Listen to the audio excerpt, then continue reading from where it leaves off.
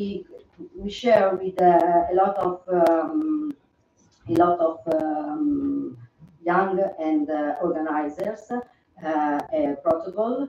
The protocol, the main themes are preventing violent discrimination action on the basis of gender and sexuality orientation, how to recognize undesirable situation, recognizing what to do in case of harassment, violence, and abuse, and how to give assistance. What to do in case of substance use situation, guidance for voluntary awareness rising groups of festival and events. The result, we involved 5 stakeholders, of them the Bicocca University and the municipality of Milan, and several organized events. We do 37 intervention nightlife context. We share free CRISSCROSS protocol for event management, and we reach about 2,000 people per night. And during the Pride Street Parade, we made 120 HIV and ACV tests. We managed 3 critical events on violence and aggression episodes, and we rescued more than 70 people under the heavy effects of substance and or alcohol.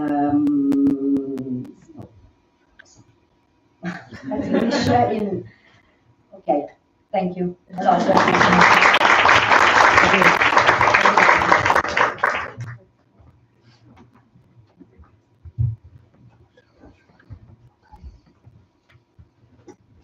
Hi, good morning, everyone.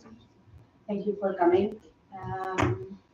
I'm just gonna briefly present the Cosmic Care pilot intervention. We try to have an holistic intervention that would add something new to what we already implement at nightlife and party settings. I would like to particularly acknowledge Pedro and Feli, who were responsible for the field intervention, and Feli was also responsible for the Lilac Care Corner. So this intervention was done with the whole of the Cosmic Care team and its peers in nightlife settings. So we implemented a particular protocol in 5 large-scale events throughout the areas of Portugal. Cosmic Care already does harm intervention and festival and nightlife events. We set up quite a reduction intervention where we have the info hub with information. We also have our drug checking service available. We have psychedelic emergency or psychological first aid for people who need it, who might or might not have used psychoactive substances. We already implemented the Lilac protocol to deal with gender-based violence and LGBTQ phobia before. And what we also did is we started working previously with the events, trying to implement protocols before the event set up to work with the staff, with the promoters, and also with the people coming to the festival. And this was what the CRISSCROSS project allows, to bring all of these services together in one and implement it and see the effects in terms of a longer period of time, starting to work before the festival, during the festival, and then also being able to do referrals and follow people afterwards. The context for this intervention is the previous evidence of projects that we had already participated as an organization, namely Sexist Free Night. Also, the research that Christiana presented was very relevant to inform the intervention, and then we already had this expertise of the team being work for a long time in these settings. So this is pretty much what I've already talked to you about. We start working with the events months earlier to sort of understand which type of event it is, what is the target group, the type of people that will attend the event, the needs that the staff has. Is it an urban event? Is it an event like, for example, the Bloom Festival, which is very long and far away from any city? So what type of services do the festival need and what can we provide? And also try to make them more aware of needs that they might not be so aware, particularly with the Lilac protocol. And what we realized is that sometimes people might think, oh, we don't have complaints, or people are not complaining about this. And what we say is, when you don't have specific focal points or people that are able and specialized to deal with these issues, probably the complaints are not gonna appear, because people don't feel comfortable to talk about it, and they're not gonna go to the bouncer or to the bartender or everything to talk about it. So this is why we try to make an integrated effort with the different moments, starting from prevention, detection, information, care, and then also the possibility of referral. And CRISSCROSS is also that, because we have many different partners in different countries, we are also able to do, and with the sexism, this was already done, have a really big number of services that can help people, for example, when they go back to their countries, because a lot of foreign people come to party in Portugal and then have to go back. So you have to deal with this wide range of different cases. This is an example of an event where we set the protocol, just to give you an idea. This part that you can see here was meant it was at the event and in many specific spots, and this was for the public. This is for general public, then we had one specifically for staff members that could access it and talk about it. And one of the most important thing is also that we had specific focal points to deal with the different situations. And this would make sure that everyone would know sort of the chain of custody that had to be followed when a problem arose.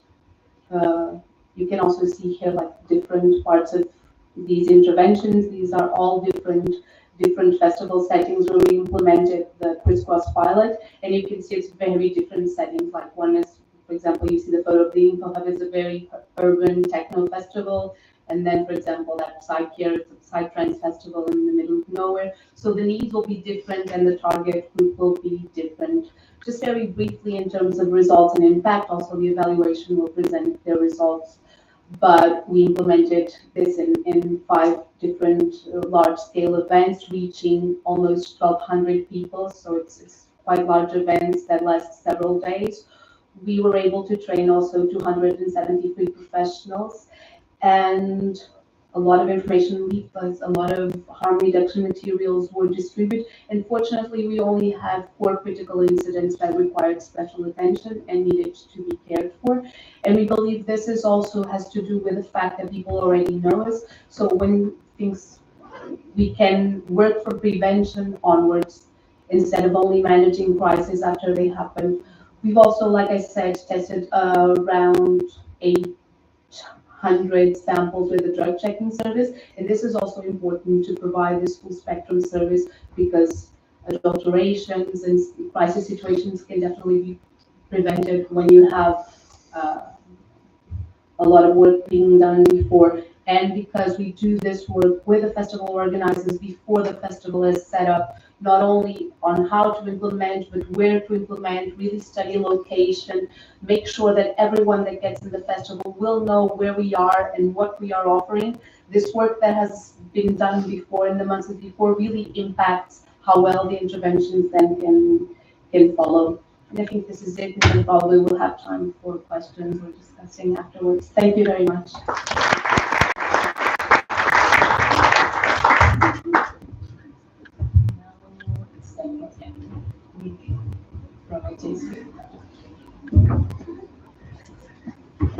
So I completely overlooked brief on a very large presentation. I'm also known for keeping nothing brief. So I like to talk, I'm Irish.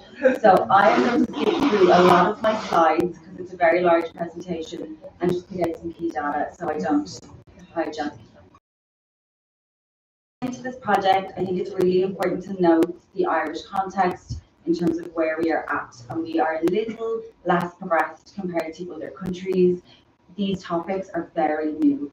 So the discussion of drug use beyond dependencies is relatively new, and the topic of working in nightlife has only been on the table for the past 4 years.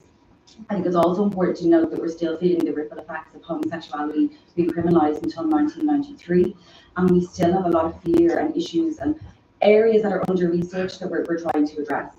In terms of positive developments, though, I think it is important to note that while we took on the CRISSCROSS project, there was some other interesting progressions in this space. So we developed our nighttime task force through the Department of Culture. I know that's a recommendation of the CRISSCROSS project and we found it really beneficial. We have our first nightmares across cities.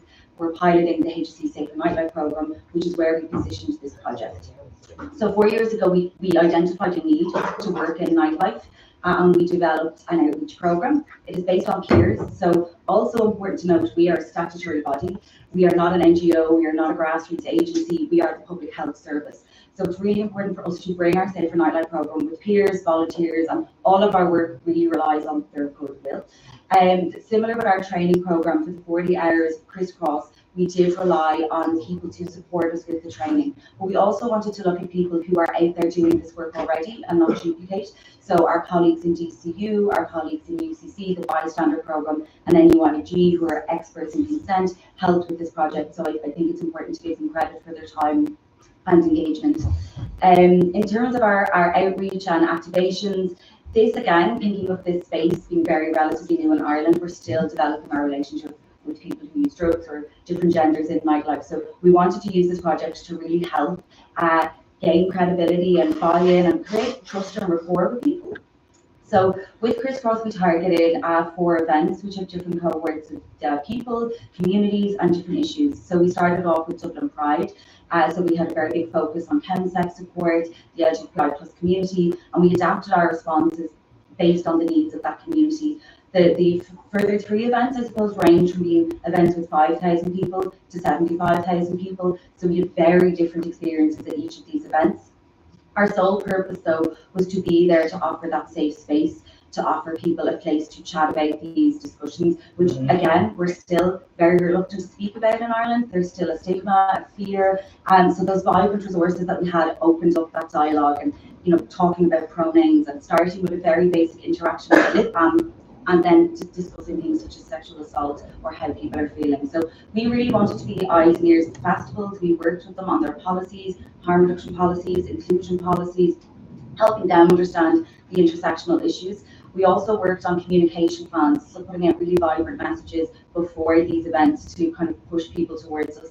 And I suppose our main aim was to detect, identify, and support. So everything ranging from vulnerability, people being alone, people over-consuming, and to, I suppose, signpost to some of the services on site. So at the very large festival of 75,000 people, we were part of a team. So Safe Gigs were there, the sexual assault clinic was there, Women's Aid. So we were essentially part of a multi-component approach, but bringing people and driving people to that.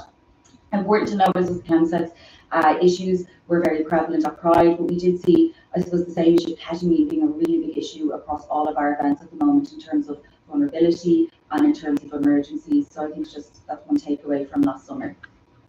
Our CRISSCROSS campaign resources, as I said, we use the existing resources, which are developed from the group, but also Sexism Free Night, and we worked with our young people and nightlife providers to develop our own. So our bystander resource with culture and UCC is probably one of our favourite takeaways, and we'll be trying to keep this approach moving forward from the lessons of engagement and using these as part of CRISSCROSS.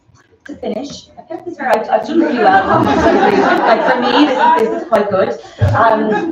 So in terms of our results, I suppose for us as an agency, the partnership and what we've learned from our partners has been a really big takeaway, but also the networks we developed, that we're no longer working in silos. So we're going to look at the intersection of these issues to address and work better across drugs, violence, the LGBTI community, and with academics and improve our research.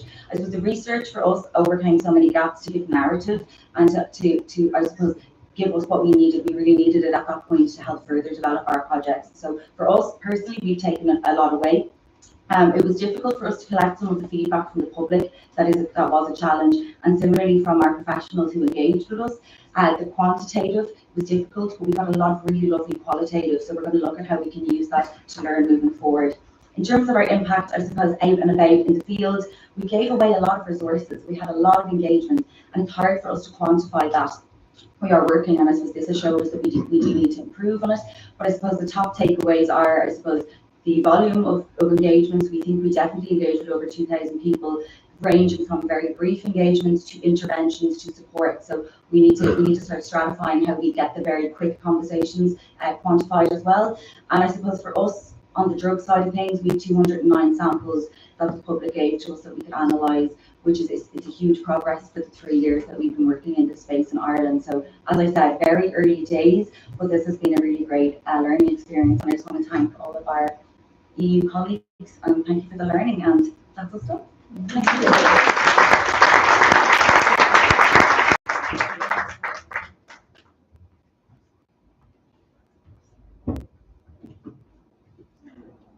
So hi, I'm Alex, and for the past 2 years I was coordinating the team of the CRISSCROSS project in Luxembourg. So in Luxembourg we have, as you know, a really small country with 650. The main nightlife setting is really concentrating in Luxembourg city, and in the context of the CRISSCROSS project, we implemented two big actions. So one was a workshop that we wanted to propose once in nightlife setting, but also in schools. We had in high schools, we had demand in the framework of their diversity days to come and work with them. So we had students between 16 and 20-year-olds that we wanted to do workshop with them. So the main goals for this workshop was to normalize and identifying the identification and expressing of boundaries, but also the normalization of asking for consent. That was something pretty new for most of them. And also how to recognize critical incidents where boundaries have been breached and how to act accordingly. So this was done in high schools, but also in nightlife settings, especially, well, it was nightly on festivals where they also had afternoon with workshops, let's say it like this. On the other hand, we had the implementation of the Safer Night initiative in Luxembourg. The goal was also to promote well-being and awareness in nightlife settings, prevent gender-based violence and other forms of discrimination, and in general to foster a more equal, inclusive party culture. So for the second part of the pilots, the implementation of the Safer Night initiative, we cut it down into 3 components. First was the Pipapo info step. Second, nightlife safer nights guidelines and communication. And third, the awareness team and leader plan. Also, for every festival, we implemented that Safer Night initiative was always a co-design with organizers, same as maybe the Cosmic Care. So to consider the unique context, the needs, where is the party, what kind of people are you expecting, so that we could really focus our interventions on the particular reality. So first of all, the info stand, Pipapo has been known since almost 10 years now in nightlife settings to engage in discussions with our peers. It's a peer-to-peer approach, and sensibilize people who want to party and inform them about harm reduction and the safer use strategies. So we distribute harm reduction materials like condoms, earplugs, info material. And since the CRISSCROSS project, we also did it more holistic and talk also about gender-based violence and well-being in nightlife for everyone. So as you can see here in the background, we had a few posters. So we really wanted to engage with people and sensitize them about gender-based violence in party settings. On the other hand, the Safer Night guidelines and the communication was seen as a code of conduct that reflected the values of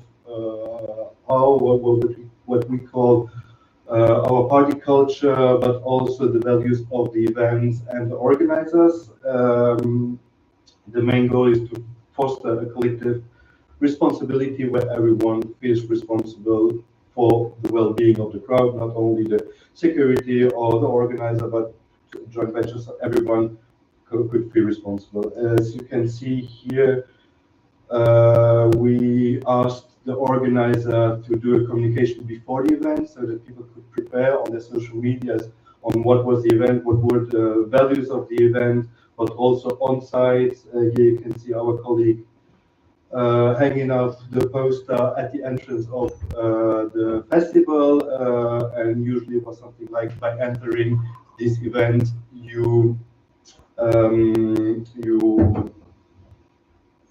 okay. I can't remember how we say it. You approve, that's the word. By entering the place, you approve the following guidelines, and so that people were prepared by entering what were the values of that event. Also, a briefing with staff security, first aid, and in this case also the police, so that everyone was on board before the event. We wanted really to clarify that this was a safer night event with the values, with the guidelines, and explaining them what was it all about. So finally, we also implemented the first awareness teams in Luxembourg, which was something pretty new.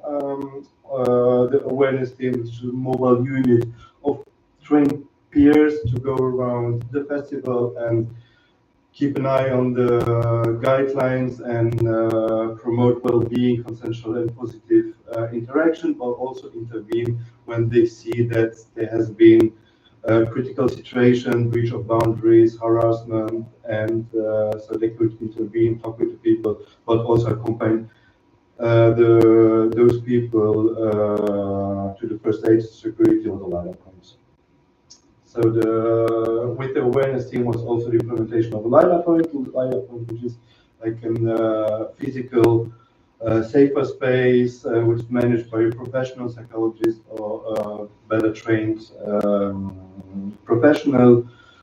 And the idea is to put together like a really comfortable stimulation reduced atmosphere. We have the tea, sweets, fruit, so that people really could relax and calm down and talk about what they experience or witness. If they experience or witness gender-based violence, this was the place where they could talk about it and regain that agency and get back to the party or to the police, whatever their needs were in that moment.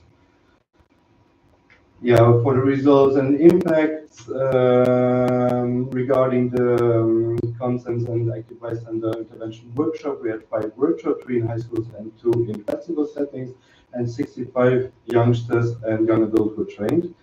Concerning the implementation of the Safer Nights initiative, 11 festivals and club nights we could implement that Safer Night initiative. We have 19 critical incidents, which range from harassment, gender-based violence, to also people who just felt overwhelmed or had anxieties, so that we could take care of these too. At the end, we organized also a Viva la Boom, which was a party that we organized with our partners to implement all of those initiatives into one party. It was our party, so we could showcase this to the Luxembourgish public. We had 700 visitors. Was at the Goodwill, and our partners are here also. And yeah, it was to implement, to showcase that there is other way of partying that we try to continue in Luxembourg. Also results in impact is that this year we have a lot of demand for the implementation of the Safer Night initiative, more maybe that we can carry out this year. So we are very happy about this. We had a huge media coverage, and we're going to continue our work. And thanks to the partners, also the international partners, but also the local partners from Luxembourg who are here. Without you, it could not be possible. And yeah, thank you for this.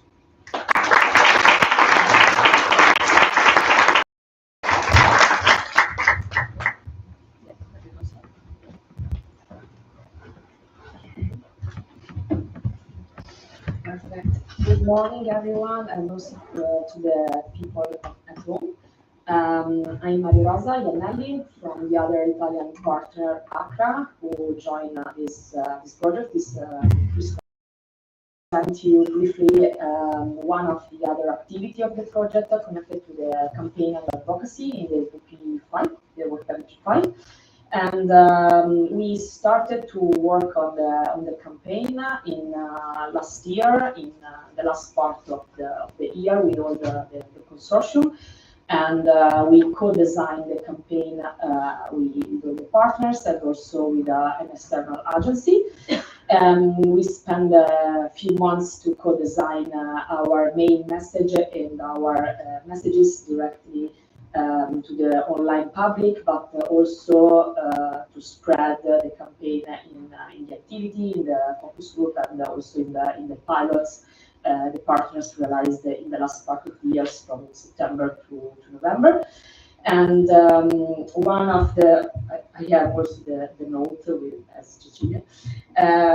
One of the point of the campaign after the initiatives of the partners is around the concept of regeneration and reclaim the night in terms of caring from different point of view.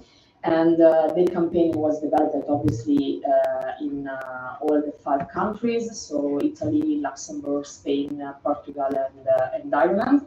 And I think the two main messages we worked on it were the recognize, reclaim, and react, but the principal goal of the campaign has been to call people, to call everyone to reflect and fight prejudice, discrimination, harassment, and also to make social spaces and nightlife safer.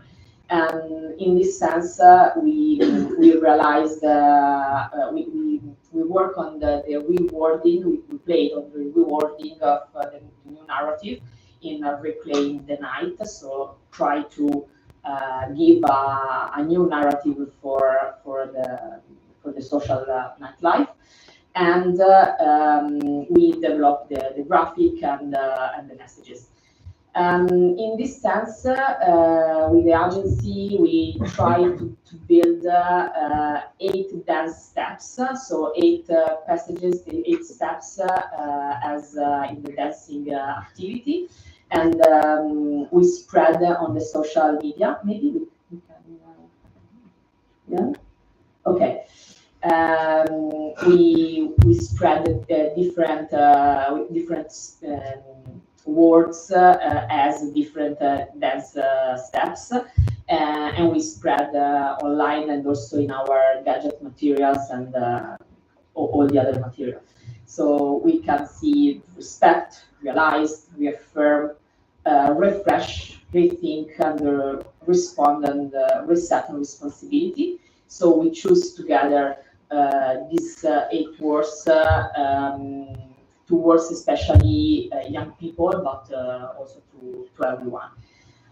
And yeah, and this content I put in the slide is just to focus on on our main goal is to affirm that each person can play a role. To make spaces safer and preventing and prejudice discrimination. And this is the general manifesto. And in terms of target we had to reach, we are still collecting numbers and data, but I can say we superate this reach around not only in the 5 countries of the project, but also around Europe, because we collect from our social media. And for the campaign, we involved also 10 young ambassadors, 10 influencers, and I would like to show briefly, if it's possible, a couple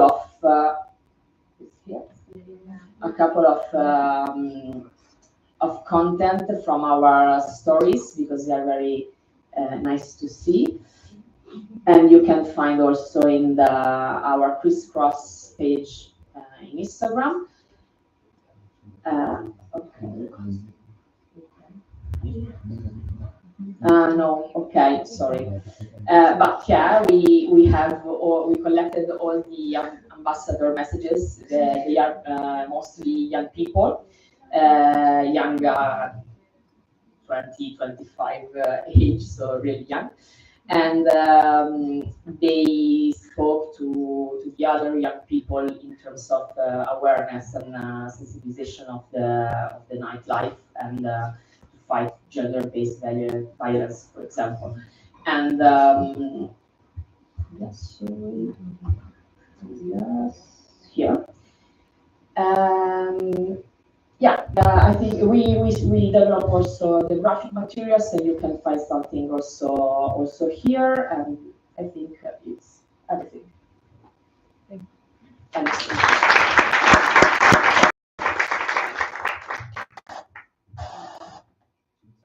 And now to finish the presentation activities, I would like to call Luisa Herrera from the University of Sevilla. She will explain us about the evaluation.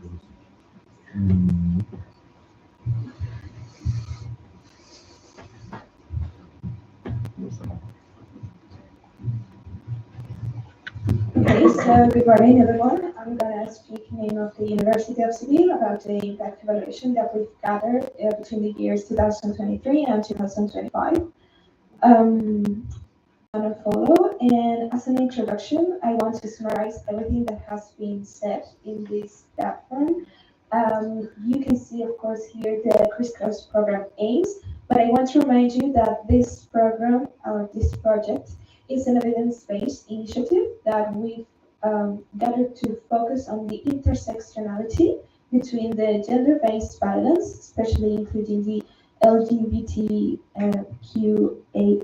plus hostility, and the risky consumption of alcohol, drugs in the nightlife and leisure spaces, so on called the use of substances. So for this evaluation, as a team, we've developed an evaluation especially on the pilots carried out by the 5 participants of this project: Spain, Italy, Luxembourg, Portugal, and Ireland. And we have managed to do this evaluation according to the change wheel model. This model will allow us to basically gather the information about the dimensions, the strategies, and the functions that were used. And first of all, we wanted to make an unification of common aims in all the countries, gathering 4 general aims, being the content about consent and gender-based violence, being the content about the anti-LGBTQIA plus hostility, about the bystander intervention, and about the substance use. And then we've developed the evaluation of the satisfaction of the participants that have received the interventions, and the evaluation of the implementation conditions, understanding, of course, the range of the cultural differences and the context that every intervention has been developed. So within the design, we made a participant satisfaction questionnaire. It was designed for the guests that attended the nightlife and leisure spaces, with the aim to evaluate the perceived satisfaction of the interventions they received. As components, they have the social demographic information, the type of information they received, and the perceived satisfaction, which was asked with a Likert scale of 5 points, being 1 completely disagree to 5 completely agree. And then, of course, we made a deliverance instrument questionnaire that actually its aim was to evaluate the many objectives accomplished on each intervention, and have the components of the content of the intervention, which aims they developed, the dimensions used within the change wheel model, about capability, motivation, and opportunity, the functions being education, training, and modeling, persuasion, or environmental restructuring, and the strategies being communication, service provision, and guidelines.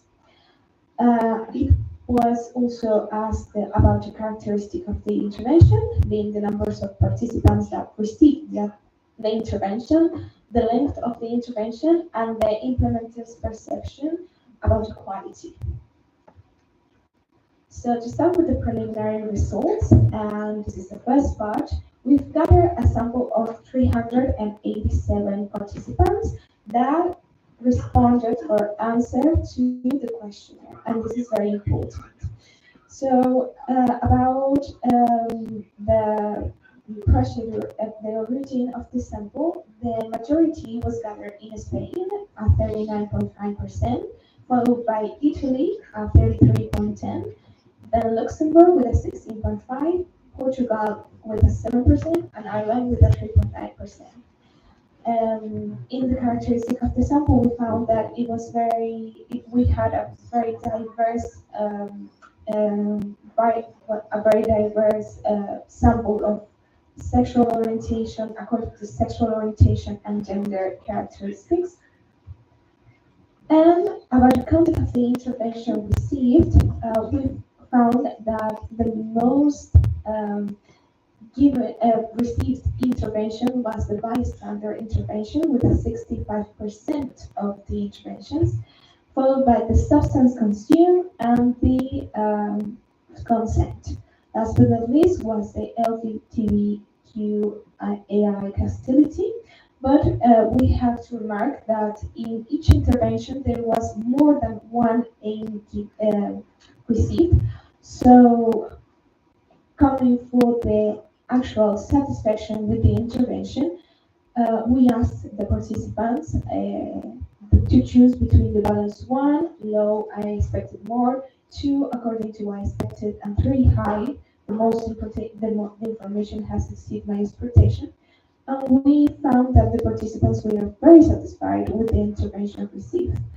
As you can see, the mean overall was 2 out of 3, between 2 and 3, being the highest substance consumed. But also, although it is not portrayed here, we found about the bystander intervention up in the top, although it is not seen. Then the LGBTQIA hostility, and last but not least, I'm sorry, this one. Okay, so and last but not least, the consent.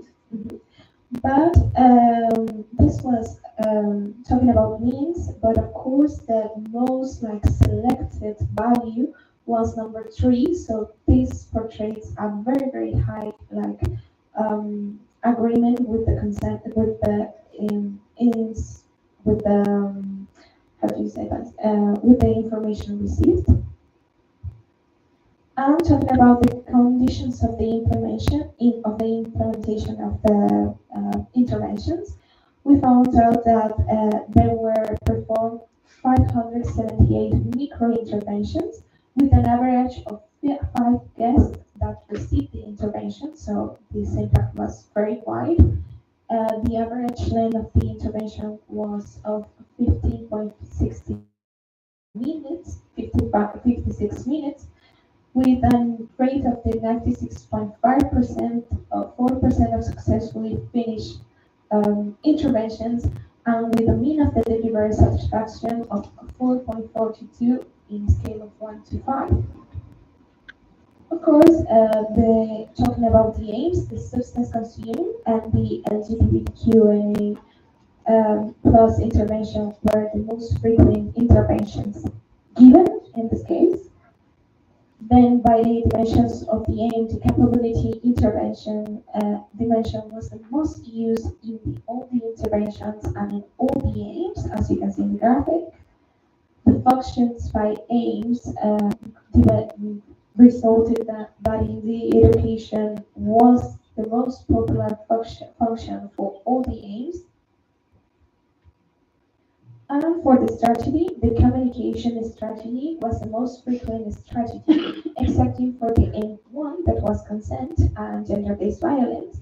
That in this case, the principal aim, the principal strategy developed was the provision of services, and it also was the most frequent. As discussion, we see that the preliminary results are overall positive. The participants and the deliverers are very satisfied with the intervention, which is very good talking about the program. Within the balance between aims, we cover all the content of the CRISSCROSS project. The providing of information and knowledge is the most frequent type of intervention. We know that the preservation and service provisions, when the intervention are the most frequent and the most used, when the intervention are focused on the concept and the gender-based violence, which gave us like an insight about what is happening there and the guidelines that are very, and the strategy of guidelines are the most frequent interventions when focused on the bystander behavior. So you see that different strategies are used in different contexts. About the limitations that we've learned so far, we know that the efficacy of the evaluation is very demanding, and this is due to the characteristic of the context, but it is very necessary in these types of intervention. And we know that the motivation, the dimension that was the least frequent, should be incorporated more specifically if we want to increase, for example, the bystander behavior. So far, that's what we've gathered. We are still going on with the analysis of most of the data, but so far, these are the general results. Thank you for your attention.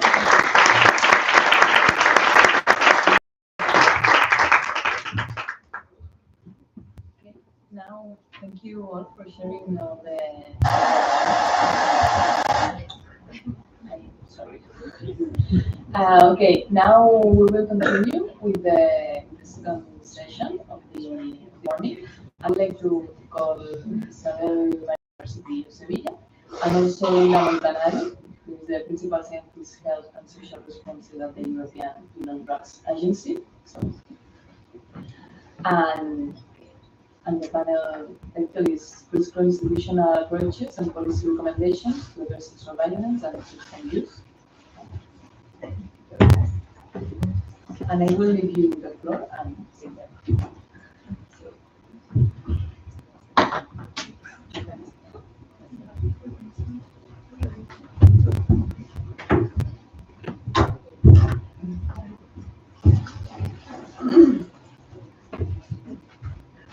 Hello. Good morning. My name is Isabel Herrera from University of Sevilla, of the team that we were in charge of the evaluation of the project, and also to prepare a document about policy recommendation. This document it was prepared from CRISSCROSS project.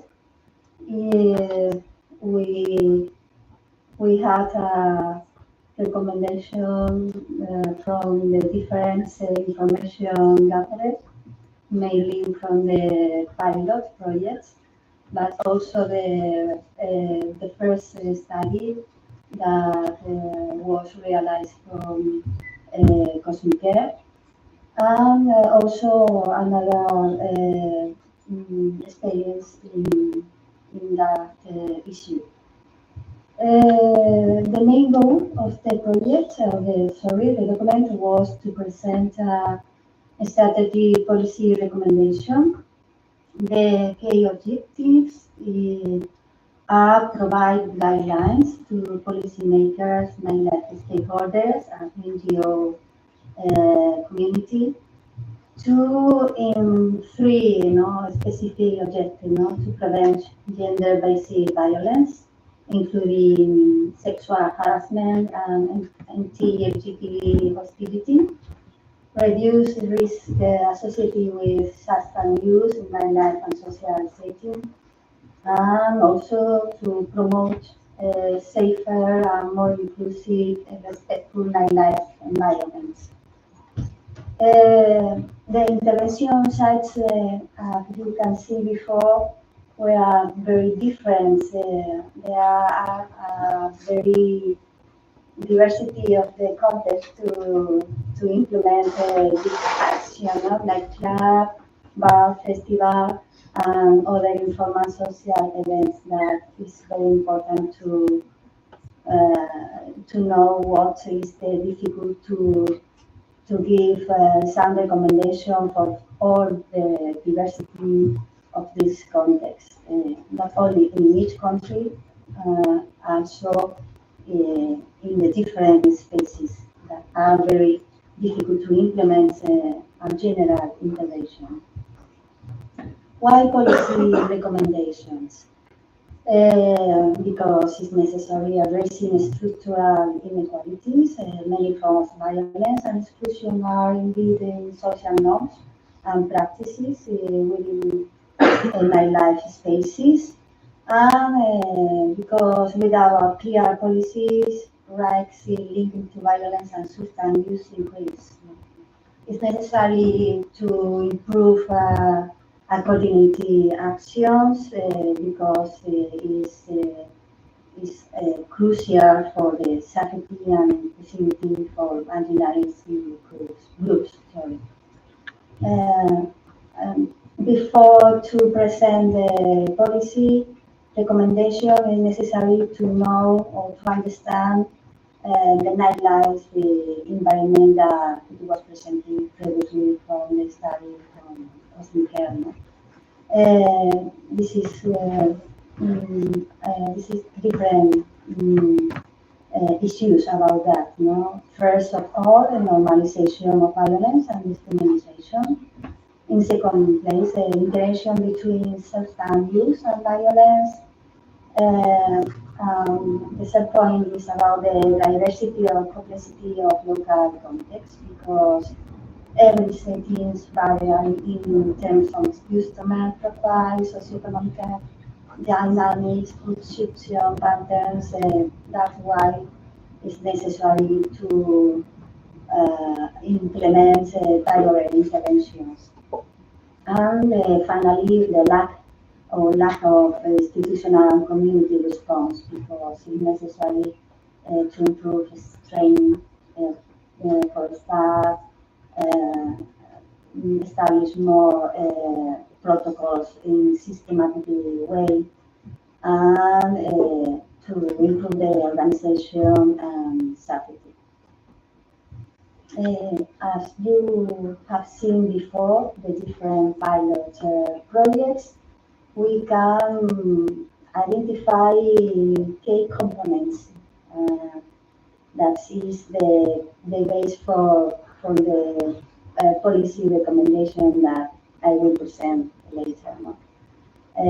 Education and awareness, capacity building, safe and night environments, multi-component actions, community and co-responsibility, and sustainability. Perhaps is the presentation of the common action between the pilot intervention. And continue from the strategy recommendation. We use the strategy recommendation on 4 areas. I will explain each area. Prevention and awareness, training and capacity building, organizational and structural intervention, and this area is necessary in a multi-sectorial coordination. The first is prevention and awareness by 2 general actions. First is sensitization and educational campaigns. The aim is to promote gender equality, sexual diversity, and safer substance use behaviors, in which actions by providing clear and culturally relevant messaging, promoting consent, sexual mutuality, and challenge harmful stereotypes, including a balanced approach, combining reasonable warning with practical, accessible solutions to foster trust and collaboration, including also digital tools social media and apps to expand reach and embed the messages in direct communication. It's very important the segmentation of the audience because it's necessary tailored messages from different groups to enhance impact and engagement. In the second section from the prevention awareness is promoting inclusion and respect. This is the general content. This is the general basic, creating environments responsive to violence and discrimination based on gender, gender expression, and sexual orientation, including different actions like inclusive policies and training, implementing staff training, science-based protocol to foster respect, diversity and mutual care, workshop and interactive learning, and we'll explain later again about the training from staff, integration with the policy, and a certification for a safer space is the base to recognize this safer night. The second area in the second strategy recommendation is about training and capacity building with different actions inside. Nightclub staff training to prevent, to detect, to respond to incidents related to gender-based violence, sexual violence, LGBTQ phobia, and drug-related crises. Including different actions, communication and crisis management, equipping staff with skills in communication, escalation, and emotional first aid, using a scenario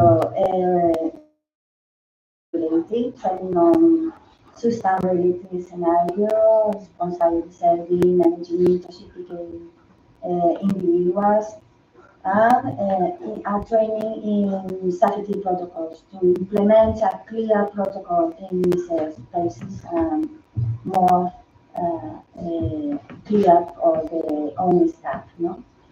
The second action is about strengthening harm reduction skills. It's very important to promote informed and safer practices in substance use. This training must be very specialized in these issues and necessary to support different tools in harm reduction and to train in social support because it's very you have seen before ensure the state competence for staff and local communities is the first action in deliver the progress in violence in this context.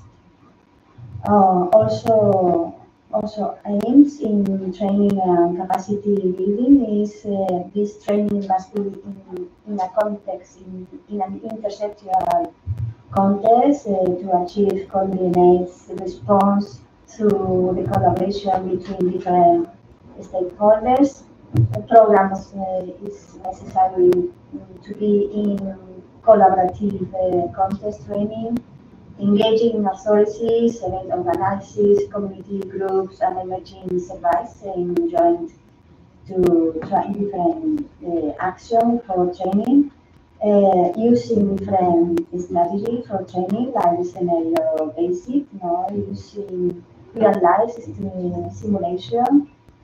And the most important for us is by standard training intervention that it was including the different pilot intervention, because empower key actors to prevent and respond to risky situations, involving young people, staff, and involving in a proactive action to promote a shared accountability and active engagement in nightlife safety. The third strategy recommendation is about organizational and structural intervention. This is the second level of the recommendation. Yeah, okay. security and care protocols to provide maybe an effective response to case of violence. This protocol must be tailored in the different contexts. It's very important to ensure the understanding from the staff to apply the protocol because it's important to provide a consistent application, and it's important to include a continuous improvement in these protocols. And the organizational is important because it's necessary to get a safer net space, to provide essential tools from to real obtain safe zones, environments, or provide on-site, implement a system on-site, and to provide information on facts. The second action is, or the third action in organizational structural intervention is provide technology for prevention and reporting, using collaborative strategies, digital tools for reporting. Recognize that there are different contexts that is very difficult in the venues with less resource, but we can look for different tools in these different contexts, and monitoring in real time is very important to a quick response for the critical incidents in this context. And the final strategy is multisectorial because it's important for the rest of the strategy, linking with emergency device and early warning system, the integration of the different services that provide the good response in these cases, including referral strategies, monitoring and reporting, and including services like as track checking services, very important. The collaboration with local councils, the statutory services is very important, with partnerships, task force in economy maritime, establishing a charter from shared goals and safety, including continuous evaluation and adaptation of the action that is important to include in this scenario, and the integration policy for sustainability. All this recommendation is possible is we follow the different strategy to improve the implementation and sustainability.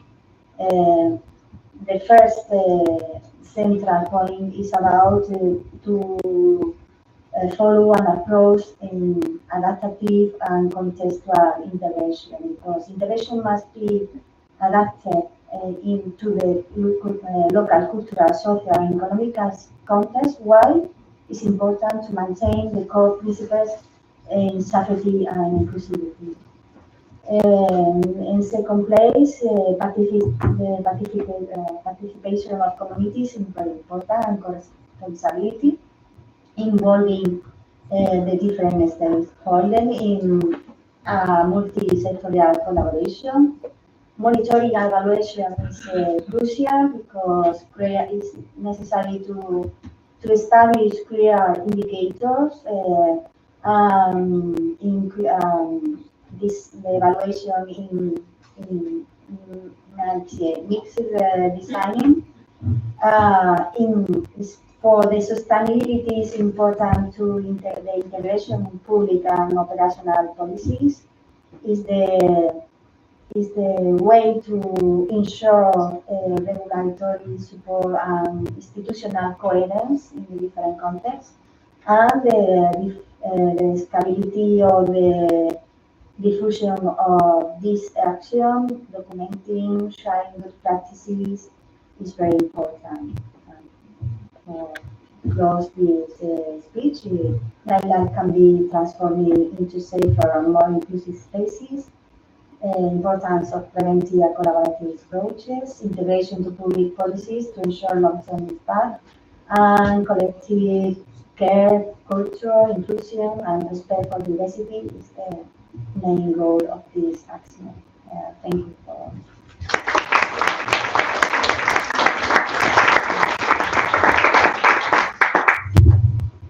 Thank you very much for this hope that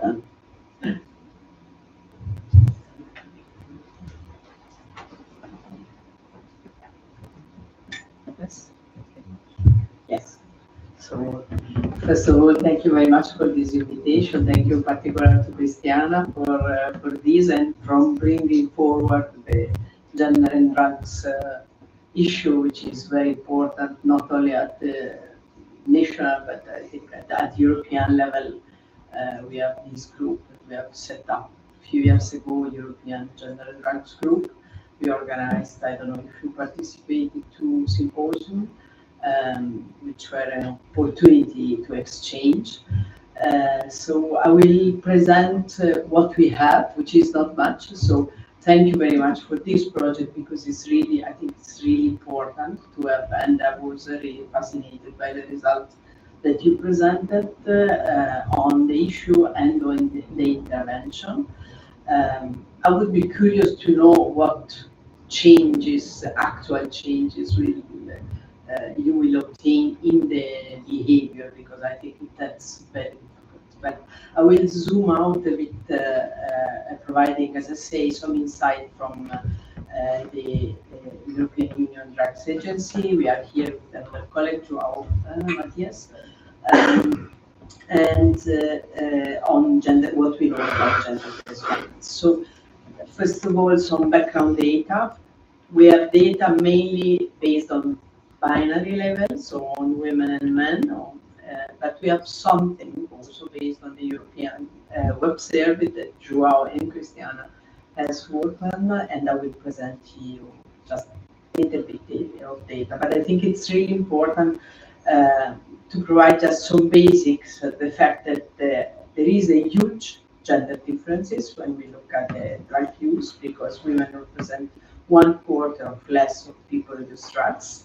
And drug use and consequences are anyway treated often as they were gender neutral, gender blind, while the available evidence, even if it's scarce but is improving, show that numbers, risk factors, behaviors, and consequences of drug use are very differentiated by gender. But this is a result in the fact that mainly there are interventions that are implemented are addressing mainly men, because it's with this neutrality, and there is very little on non-binary, gender diverse, LGBTQIA+ and drug use. This is just very, I will very briefly go through these 2 data, so just to show the differences in the prevalence of illicit drug use. This is lifetime between men and women, and as you can see, the differences are larger for the more illicit substances, because there are gender norms, social norms that are attached to this. And then if you look at, for instance, at alcohol, the proportion of men and women are more or less similar, in some cases even higher than the proportion of men, because this is a more acceptable behavior. So I would interpret mainly like that. And the other thing that I think is important, but you were mentioning this in your result of your research, is that people who use drugs are not outside the general social context, are not part of the general population. So if you look at this data, this map, showing the male to female ratio about clients and drug treatment is a bit old, but it didn't change much along the years.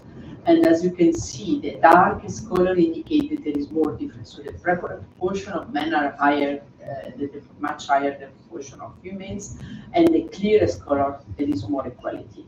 And then if you look at the gender equality index, which is the overall index produced by the European Institute of Gender Equality, you can see that there is a certain mirroring. So in the general population of the Scandinavian country, we know there is more gender equality. And this is reflected also in the behavior of seeking treatment, probably drug use, so there is more equality, and that I think is important not to forget. And then what I mentioned, this is the famous graph from the European Web Survey that we hope to update soon, where the proportion of people that self-define as non-binary is very small, or 817 people, corresponding to around 2%, but there are some differences in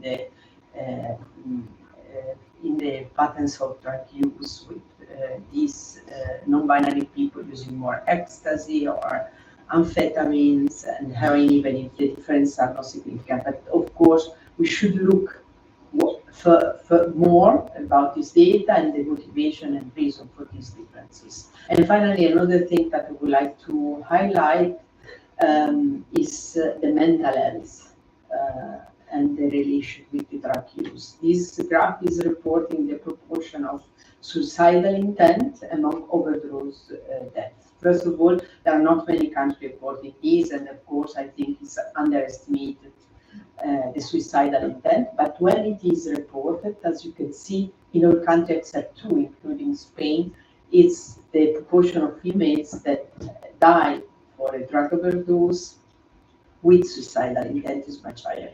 So this may indicate, and is reported in literature, there is a higher prevalence of mental health problems in women, but may indicate also other things. So maybe it's easier to diagnosticate the suicidal intent for women than for men. So there are also stereotypes that are replicating at different levels, I think. And finally, we should look what trends say, and as again, we didn't see much differences in the, this is the boys and girls in the ESPA study.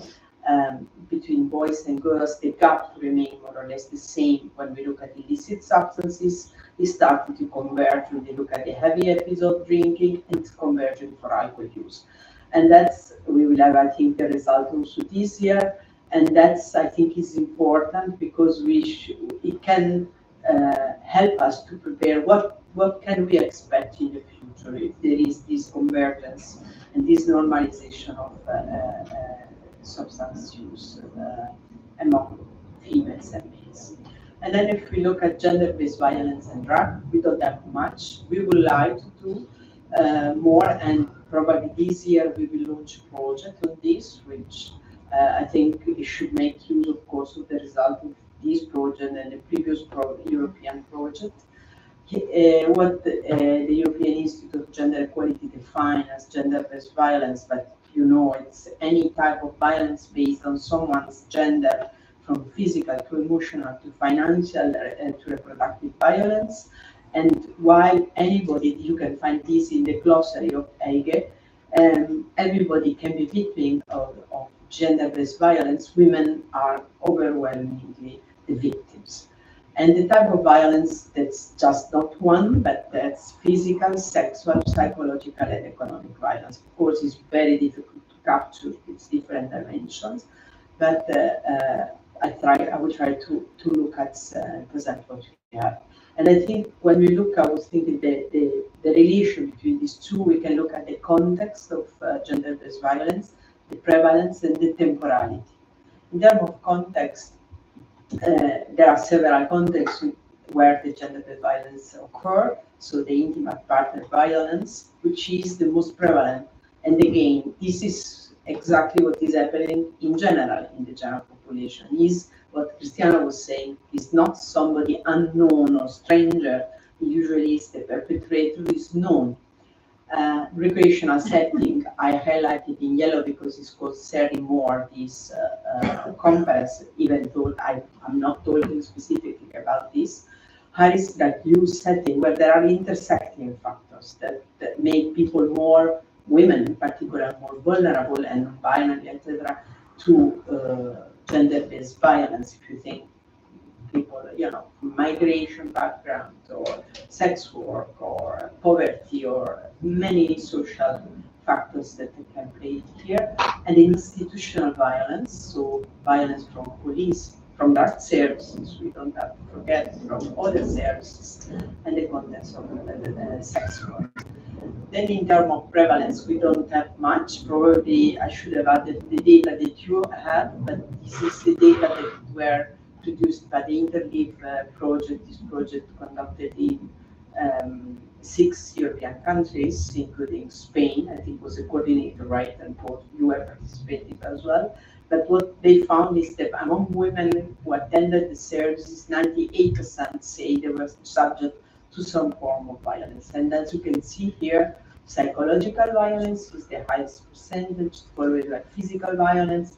And then they divide the sexual violence during adulthood and during childhood and adolescence. And that's very important, especially if you look at the people with high risk drug use. Why? Because this is data on research that I conducted in few prisons. And as you can see here, the women on these 309 women who were in prison, they were all subject, there were a high percentage of women that were subject to different type of violence. More than 30%, sorry, that is hidden with the lack of European data, but 30% were subject to sexual violence, which is 3 times what is happening in the general population. So there are these intersecting factors, these vulnerability factors that is reported, and for sure this is underreported because in literature what is found is much higher. And usually these women from these vulnerable groups, they are subject to violence not just once, so they are repeated violence, and that probably this is also coming in adulthood, and is related then to mental health and to, yes. Then temporality, and I think in this case, so we can look at gender-based violence before the accused occurs in terms of life course as well. So often in this case, the use of drugs is more a way to alleviate the suffering, the trauma caused by the gender-based violence, but especially this repeated one, or the abuse before gender-based violence, and we talk about drugs, sexual facilitators, assault, or spy casting, to say. Just to focus on this, we just produced a report many years ago on this, using a lot of Anglo-Saxon literature, and this you can see the definition that is provided, where the drug facilitated sexual assault can occur when a person, the perpetrator, give on purpose the substances, and in this case they are called proactive, or when they profit from a situation of intoxication. In this case, we talk about opportunistic assaults. And from this very old data, what was found is 5-6% were victims of women of rape in terms of proactive assault, and 16-70% were not capable to give a consent, so opportunistic, which I think is probably, again, underreported, but are quite relevant proportion, I must say. So what we try to do, what we try to do now with the European Gender and Drugs Group, and that was the objective of the last conference, was to try to reach consensus on gender-responsive intervention, not specifically on gender-based violence, but including gender-based violence. And we are trying to work on it. There will be also, during the next Commission on Narcotic Drugs of the United Nations in March now, there will be a side event organized by us, by UNICRI, one of the partners of this group, where we will try to present some conclusions. So our aim would be really to try to have some international standards. And of course, all your work, all your protocols, all your recommendations would be very, very useful. I would like just to highlight two things. So first of all, the barriers that to understand, and as you say, monitoring, it's really important understanding. What we found, what we see in terms of gender-based violence, this is a graphic that was taken from a lady from Ege, is just the top of the iceberg. Because first of all, the victim may not recognize that this is gender-based violence, it is violence. Second, may identify but not talk about it.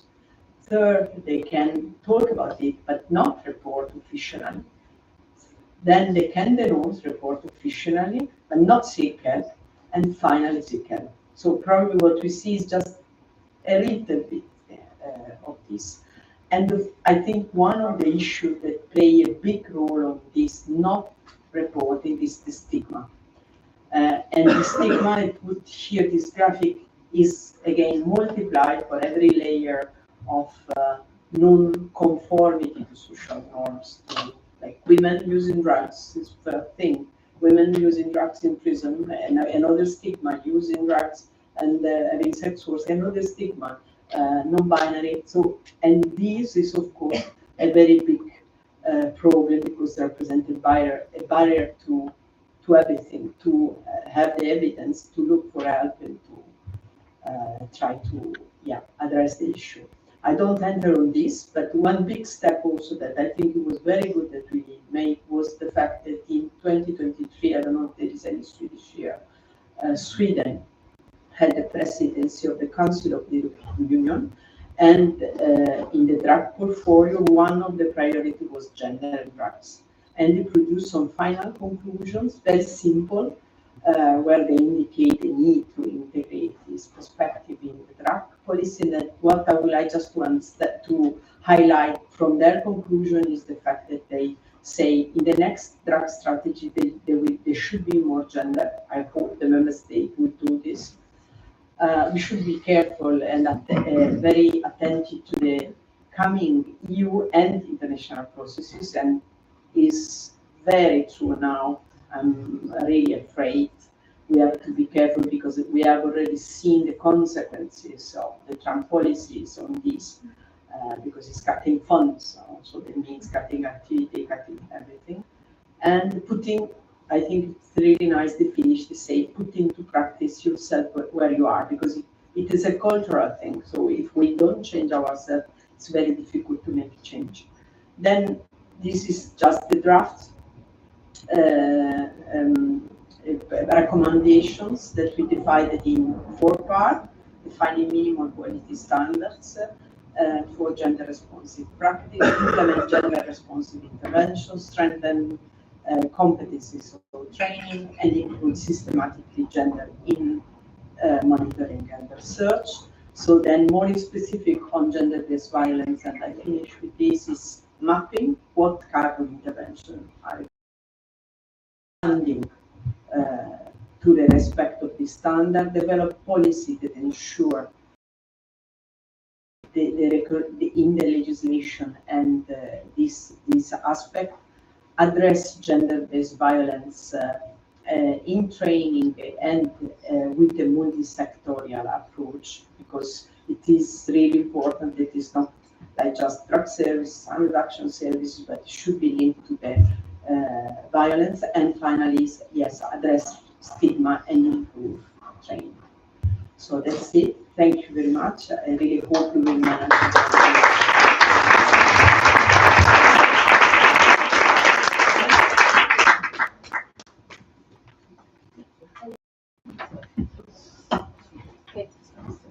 Thank you. There's a slide missing here, but well, now we will have the coffee break outside, and by 12 and then, please be back here so we can start the event. Thank you.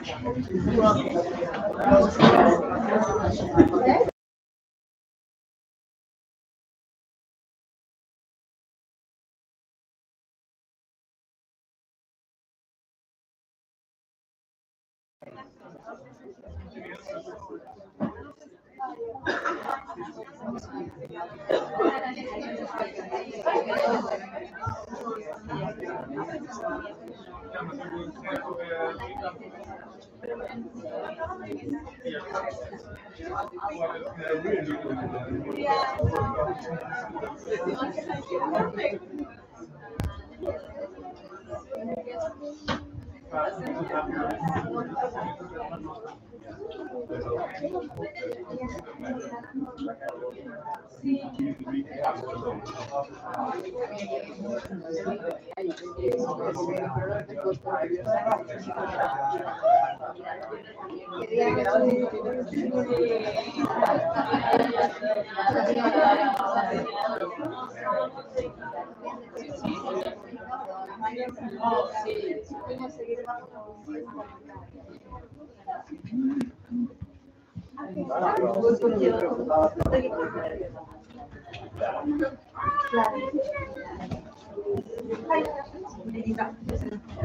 ask you something about because I yes,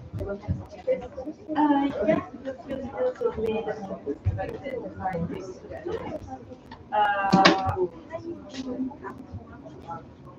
or I can just stay here and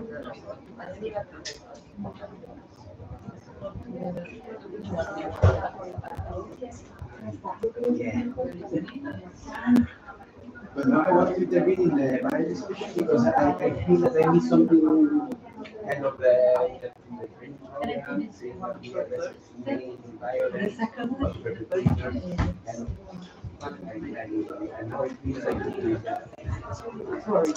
Yeah.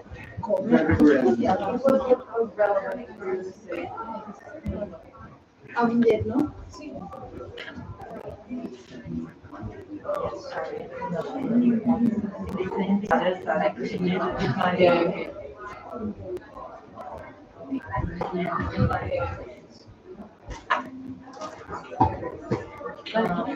I received a phone drive, but it's something I just kind of like more. Okay, I can just like move with the. Yes. That's a problem. I just really? Maybe I will. I mean, it's just in the case you need to add, but if you No. It's just like the second is the first one, and then okay. yeah, it's easy. It's easy.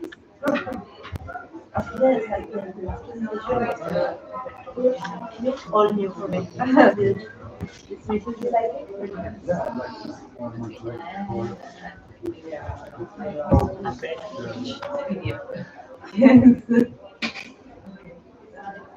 And yeah, the round table is more like informal and we want to create this discussion. Yeah.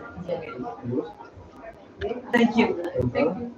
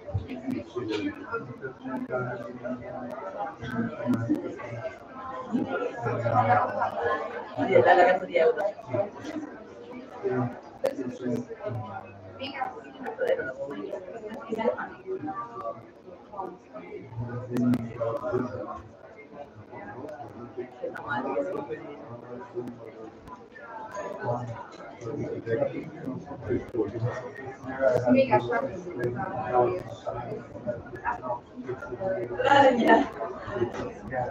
Yeah, it's a big problem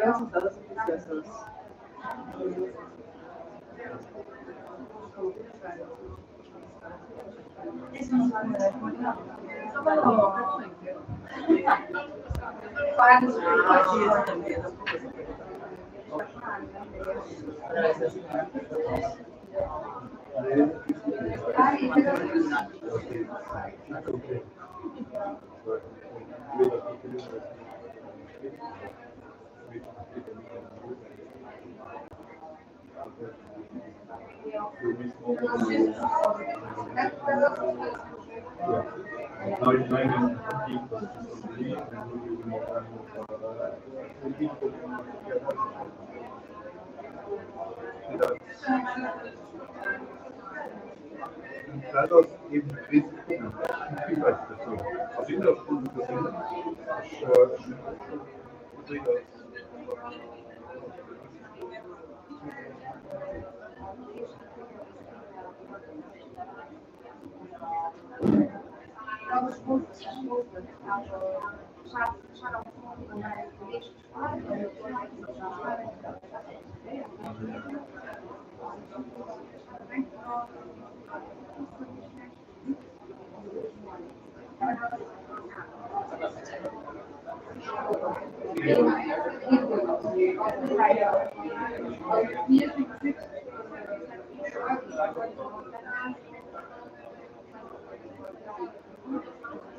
nee, ga je op. Ja, dan denk ik, geen wordt op. Mijn bezig komt in wat heel erg is mijn spelen, mijn zoals een wow. Dat is terrifying.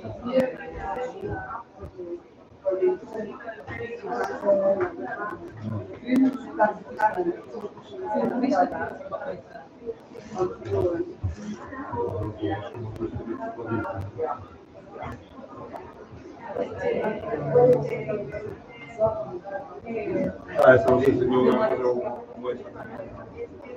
ha llegado a los sí. Eso lo veo. Es como a cosa de cocinero. Yeah, it's like putting everything in. Yeah. We have a little bit of pink powder, pink people. We know people that they put sabor, like yes, sour savor, apple savor. We keep it. Then it looks pink, it smells pink. Yeah, but people do, we have no idea what it is inside. We had an introduction as well.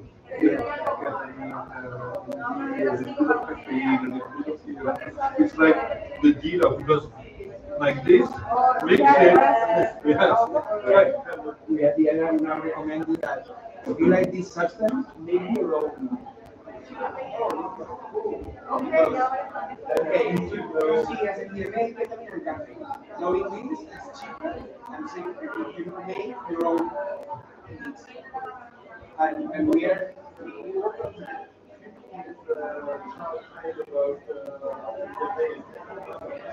remember, but I think it's a stimulant with a solution.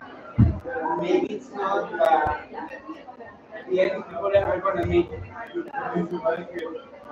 Yeah, we heard about, oh no, this juicy is very sweet, this juicy is very nice because we have a so, and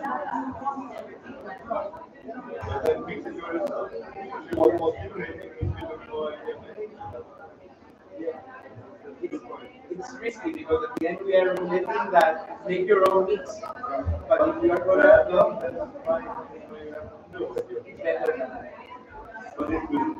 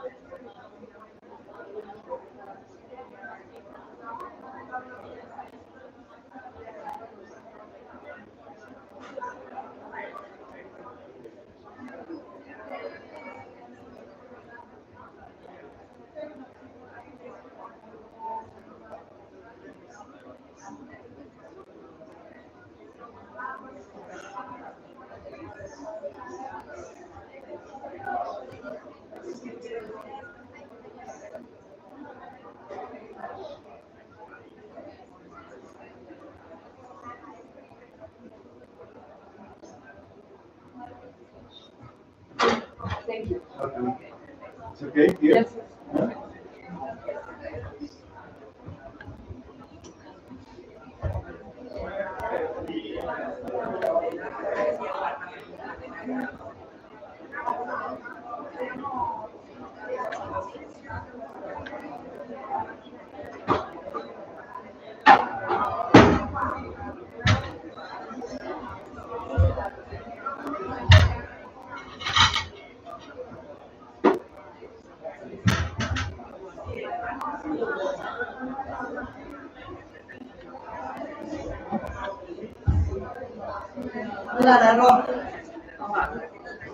No azúcar, ¿eh? ¿Y la manzana otra? ¿Es este, María?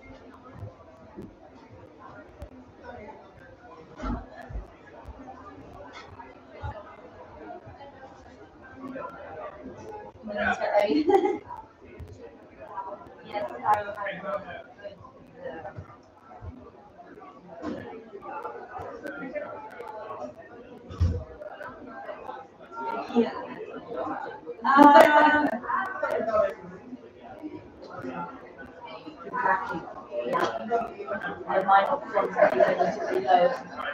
Make sure I change someone's questions and go, no, I don't want them changed.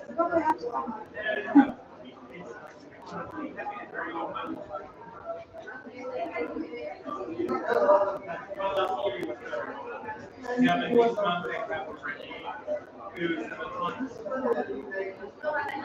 yeah, got this map. And as a Canadian to class, you know, I was stuck in the peak right now, the peak of the design. And this man, when I was shopping, was like, what time is it? It was 3 o'clock in the morning. You know, and it's like 2 days left. There's much like, yeah, I can just go for it.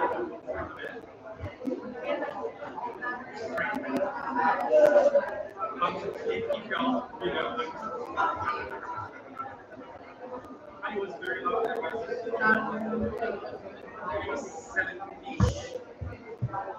But still, I am higher for the like, so, we're given an idea. It's not too bad going to travel to New York. Yeah, I came back. I was I came back recently, which is very. Then I was I came back. Someone tells me that then I was to New York. Freaking stressful. 3 hours.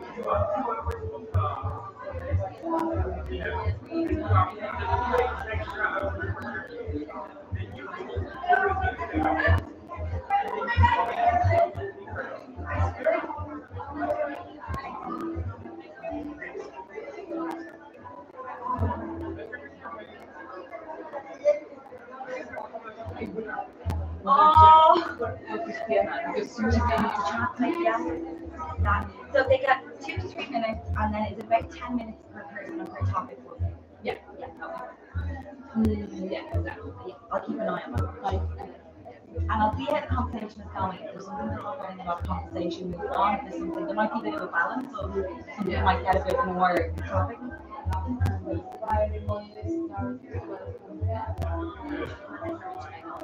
Well, but Let's say 12:15. Yes. 12:15. People can.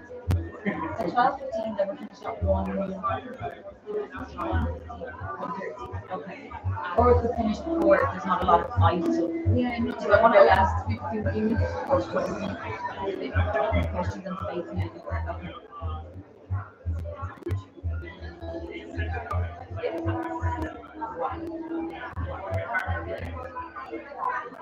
want to know. If the discussion is going great, if not, then we can go to questions. Okay.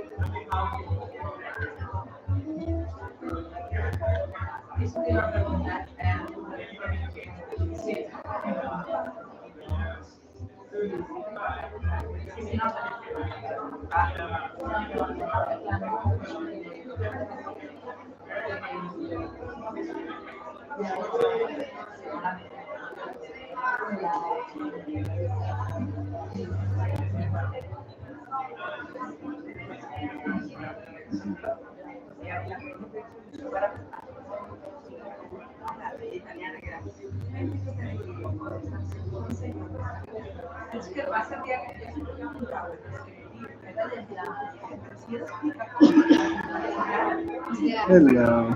Hello.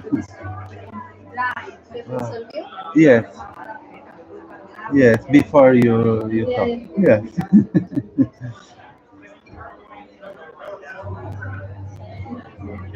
I think after I can fix it.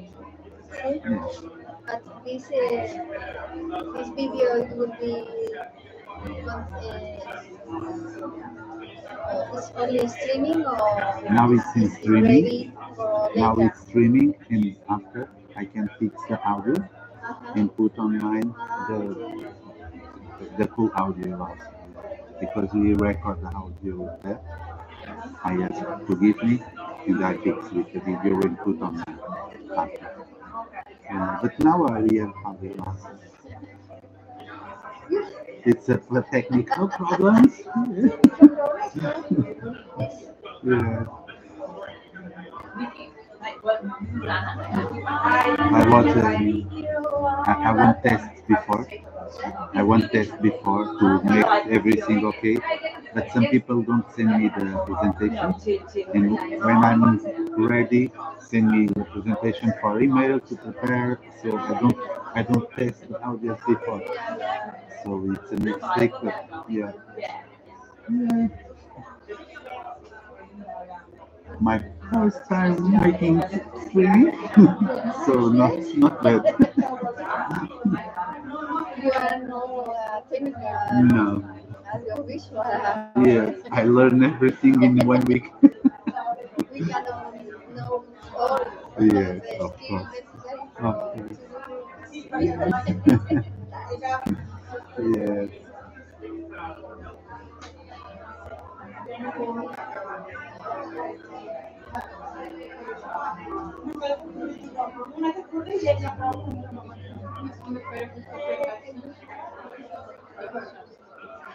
Eu já não ia há muito tempo, achei que está na mesma.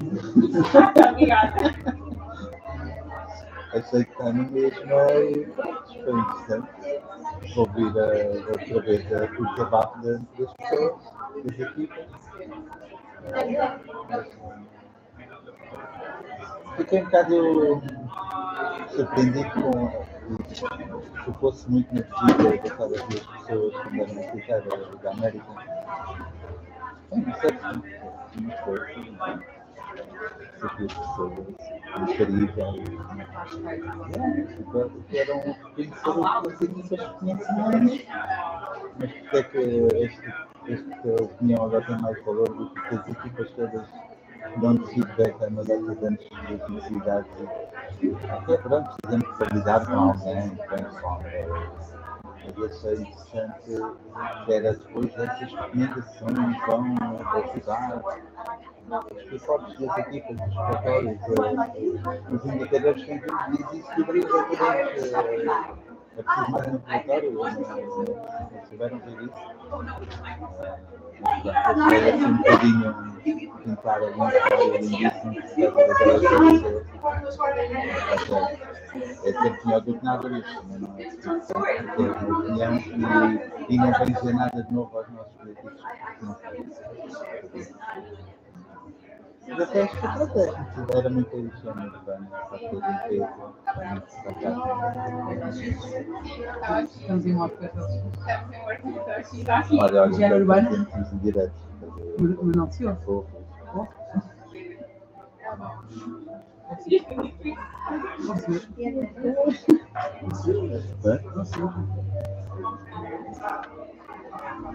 Não sei se capta assim também o que a gente está a falar.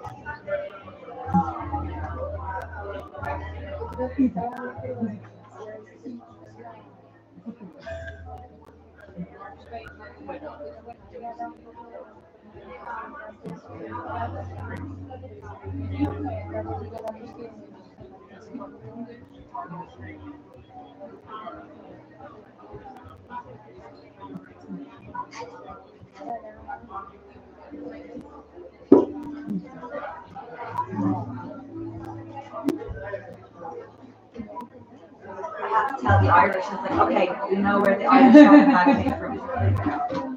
It actually took mine. You were like, it came full circle. From Ireland back to Portugal. I spotted you with it last night. I was like, that's my person. Our tribe go back.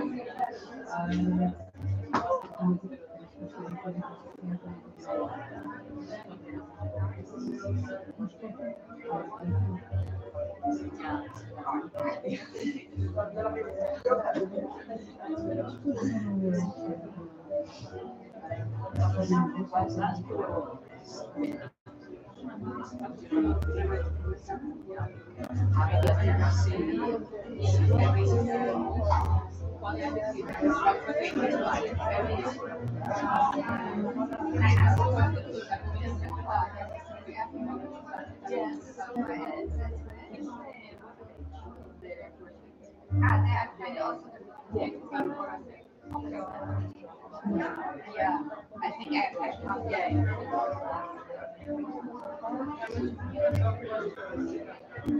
Clara? Now you have a presentation or it's so I can put the image from the table only. Yeah. And then we will share one slide of the panel. You will see it because at one point it's a Virgil and we want to show the slide, but it's here also. Okay.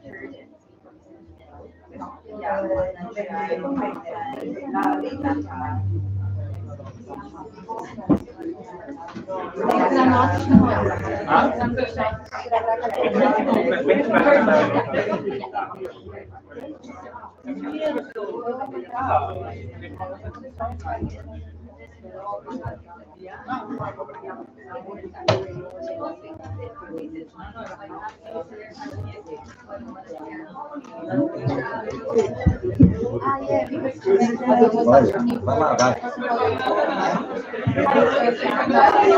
Vai lá, vai.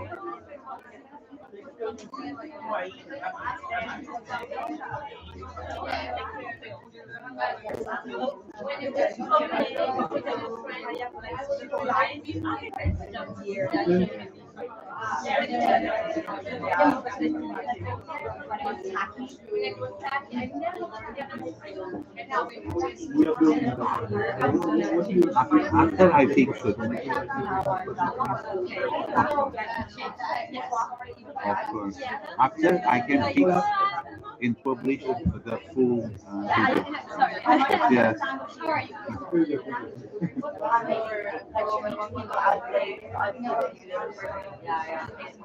No, it wasn't from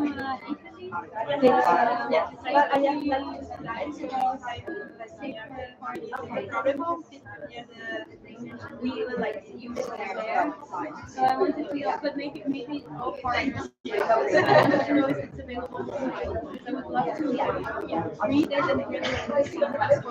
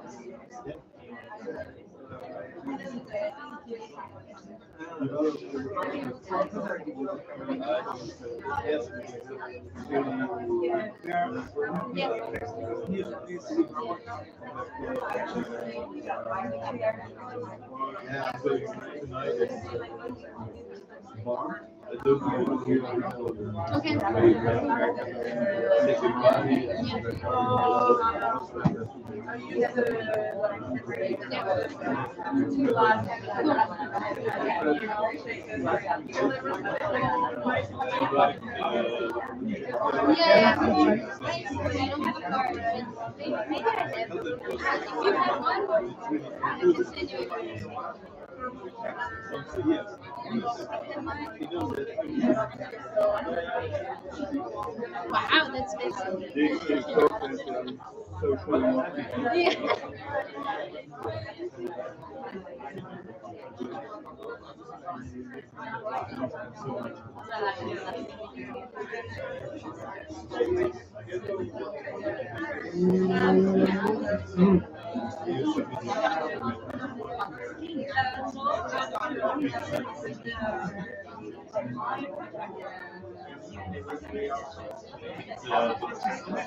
Thank you.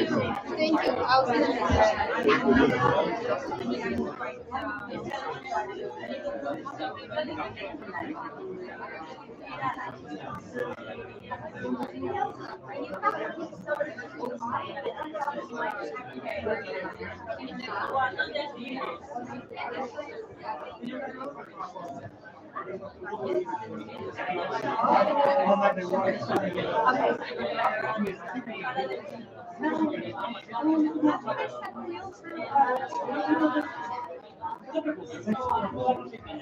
Olha, não tens nenhuma ficha livre aqui? Tens? Senta aqui. Não, sentar aqui consegues chegar à ficha. Consigo? Olha, podes sentar aqui e chegar à ficha do computador. Até ali, até nessa, se quiseres, para ter um bocadinho mais tempo. É para tu teres mais antes. Onde fica então? Eu vou buscar. Vou buscar isso. Também é ali. Também pode ligar ali, caso é chegar aqui.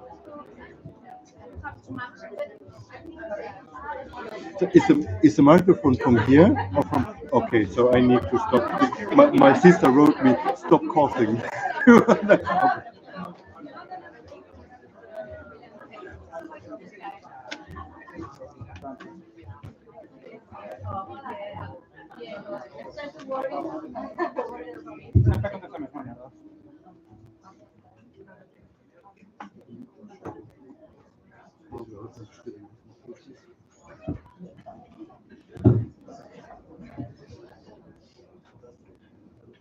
It's been a long day. I'm new to it, so it's great that you're all caffeinated.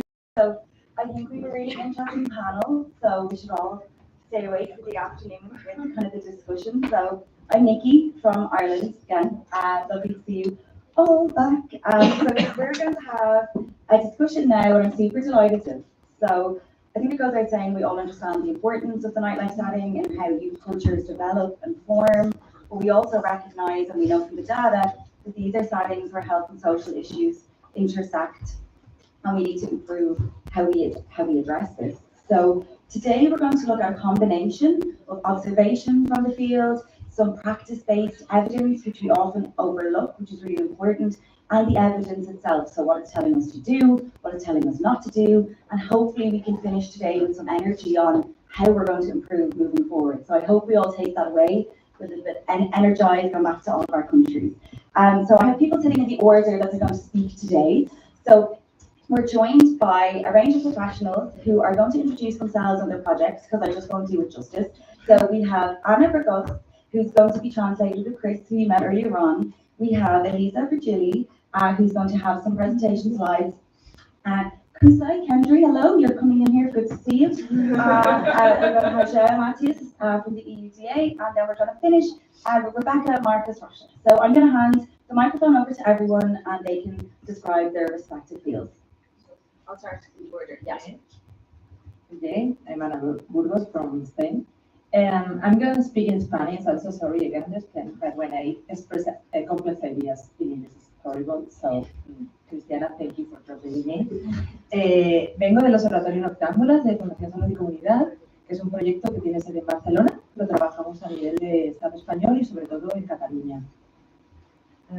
Anna is coming from Spain, from Noctámbulas Observatory, that is a project working on nightlife in Catalonia, general nightlife.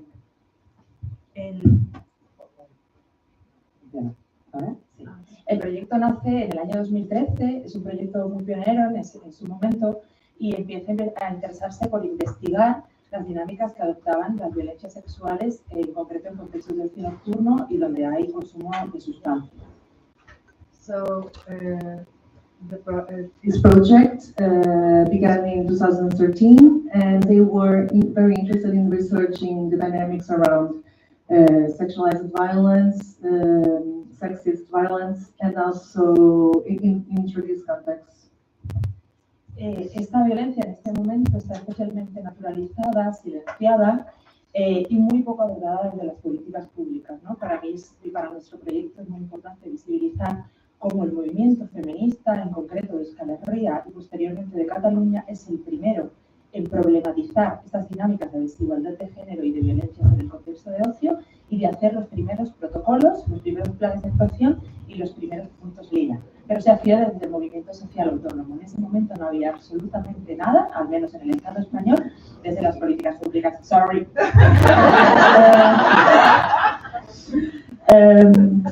So let me see where I will begin. They were very, because this kind of violence is very naturalized, is silenced.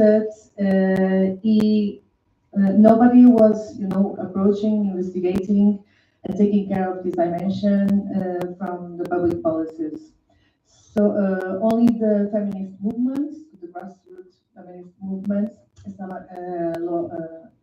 Basque Country and Catalonia was working on the first protocols and the last points. It's important to recognize this genealogy, family genealogy approaches to this question. O algo así.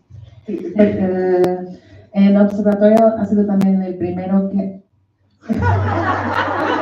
en Noctámbulas was the first as organization to begin developing from the institutional side the protocols and also the research and doing something in this field. Vale, el proyecto nace como un proyecto de investigación y tenemos 5 informes anuales desde 2013 a 2018 y a partir de 2017 con un caso muy mediático que fue una violación en grupo en las fiestas de San Fermines, las políticas públicas, los ayuntamientos de Cataluña empiezan a abordar esta cuestión.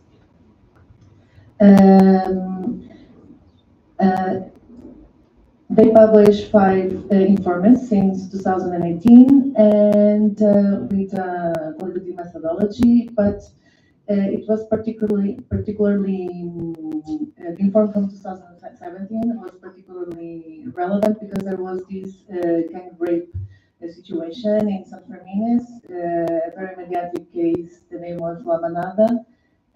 Yeah. Entonces abrimos una nueva área que es el área de consultoría en políticas públicas. Y a partir de aquí, además de hacer investigación y de hacer jornadas, a partir de 2017 empezamos a hacer formaciones a profesionales, elaboración de materiales de apoyo técnico a administraciones públicas, campañas preventivas de sensibilización y la parte como más importante es el asesoramiento y el acompañamiento a administraciones públicas para elaborar protocolos con perspectiva de género.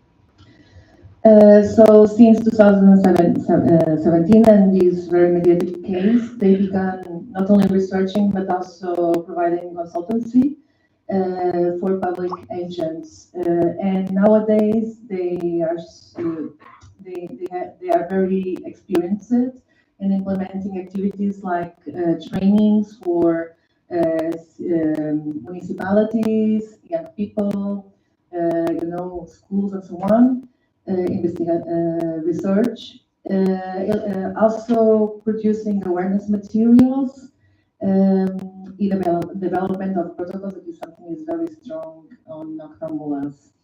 And también Y también, para finalizar, tenemos un nuevo proyecto de asesoramiento a locales de ocio nocturno privado. Estamos haciendo todo un trabajo con locales de ocio nocturno privado. Tenemos un consultorio jurídico. Hay una abogada que responde llamadas y por mail y por WhatsApp de asesoramiento en torno a las violencias sexuales, en concreto en espacio de ocio. Y bueno, y trabajamos como en muchas redes, ¿no? Pues hemos trabajado también con vosotras en el Sexy Free Night, hemos formado parte del panel de expertas de CRISSCROSS y montamos también con otra entidad la red estatal española de género, drogas y adicciones, ¿no? Y trabajamos en red en estos ámbitos. Y, sí, entonces, so they also pioneered the creation of lilac points in Spain. And began working also in private spaces, nightlife private spaces. I didn't know that they also have this juridic support on telephone or WhatsApp or email. And well, they began also reinforcing their networking internationally, for example, on the project Texas and Free Night. Now in CRISSCROSS as members of the advisory board, and on a local level with the local network on gender and drugs. For the purpose of time, it's amazing work, but we might move on to the next intro because I'll capture some of this and some of the questions. Hello. Hello. Hello, I'm Bethany Ville. I'm passionate about electronic music, and I think that festivals, nightclubs, and music venues are spaces for connection, emancipation, and culture where discrimination has no space. That's why I co-founded the NGO Consensus in France in 2018, together with my best friend Denis Tirago, who is a social psychologist. And the NGO, the non-governmental organization Consensus, tries to implement a culture of consent in festive environment. We offer trainings to music collectives, nightclubs, and festival staff, as well as booking agencies, to equip them to organize safer parties and safer work environments. We also organize awareness campaigns, talks, and workshops to fight against sexual violence and discrimination among partygoers. We do this at music venues, cultural spaces, but also in school of higher education, universities. We also curate playlists to give visibility to underrepresented artists and promote inclusivity in festival and nightclub lineups. We're a team of 8 people, so I would like to shout out to my team who is based in Paris, Nantes, and Marseille, and we have over 100 volunteers across France, and I'm myself based in Berlin. Thank you, Christina, for the invitation. Hi everyone, and thanks for inviting me. I'm Elisa Virgini from Milan, and I work as a researcher in a sociology department in Milano Bicocca University at the moment. But my background is most of all in philosophical area and political philosophy especially. I work on gender studies, queer theory, and today I will try to answer to your question, starting from that part of my work and also starting from other part of my life that is working with gender-based violence and also being part of feminist collective. Thank you. Good morning. I'm João Matias. I'm an analyst at the EUDA, so I'm Linda's colleague. We are now in different units, so I work in the substance harms and responses because we changed very recently. And mostly I work on understanding why people use drugs, which substances, motivations, and this relates a lot to context, settings, and nightclubs and festivals are parts of it. So thank you for the invitation as well. Hi everyone, my name is Rebecca. I am Brazilian but currently based in Vienna, and I make my research in Vienna. I do my PhD in public policy at the Central European University, but I also use another head, which is at the Advocacy and Communications Lead from YouthRise, which is an international network of young people who use drugs or who have been impacted by the war on drugs. And our work aims to highlight their expertise and the expertise of their local communities, but also allow them to voice the challenges that they face locally, bringing them to the context of so-called high-level policymaking spaces, such as the UN in Vienna. Also, this is why I'm there. If I can add what I do also as my personal life and activism, I'm also part of a baby collective, a Flinta collective in Vienna called Sugar's Lip. We organize parties for safer nightlife in Vienna and are part of the conversation that is happening there now on how to create safer spaces. Hi, my name is Chris. Should I press here? Hello. Hello. My order hasn't gone well. So my name is Chris Kadri. I'm a part of the Luxembourg team. So thank you, CRISSCROSS, and thank you, 4Motion, for having invited us over. I work in the in Luxembourg's LGBTIQ+ cultural center. It's called the Rainbow Center. It's recently launched. It's been there for 2 years. A state initiative which has been launched by a non-profit organization in Luxembourg called Rose Luxembourg, which stands for Rosa Luxembourg, and it's the umbrella organization that has been literally catering for the community over the last 2 decades. Since it's a cultural center, we do have a cultural angle, an educational angle, and we have a magazine as well. It's called queer.lu, so it's easy to remember, and it tells you a little bit about life for the LGBTIQ+ community in Luxembourg. Nascent, new, with lots of hopes. Since we launched 2 years ago, we did have a couple of initiatives to touch these taboo subjects, like chemsex.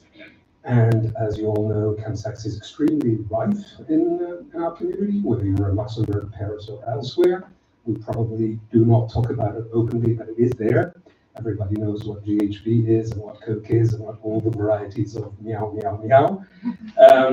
But people seem to have fun. Some people we lose along the way, some others survive, and the survivors don't get the chance to talk or to do testimonials. At least this is from my personal experience. And I'm happy to answer your questions if you have any. No, thank you so much. As you can see, really interesting and passionate panel. I think the Spanish are very similar to Ireland. I think we like to talk. So we can connect. So we're going to look at different themes, I suppose, to people's respective areas and a series of questions that were developed by the CRISSCROSS partners. So we're going to start with Anna. And I know you've spoken a little bit about your project in terms of how it focuses on sexual violence in festival settings.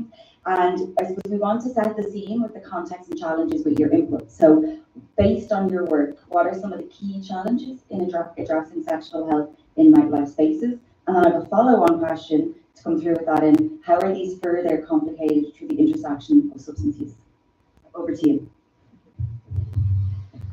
Vale, nos encontramos con múltiples retos. Cuando me preparé esta pregunta había un montón, pero como tengo un tiempo limitado voy a decir 3. El primer reto sería problematizar los mitos en torno a la violencia sexual y la sumisión química. Vemos que en el imaginario colectivo hay muchos mitos en este sentido y se están estableciendo medidas inadecuadas porque incluso las políticas públicas y los imaginarios profesionales se están reproduciendo.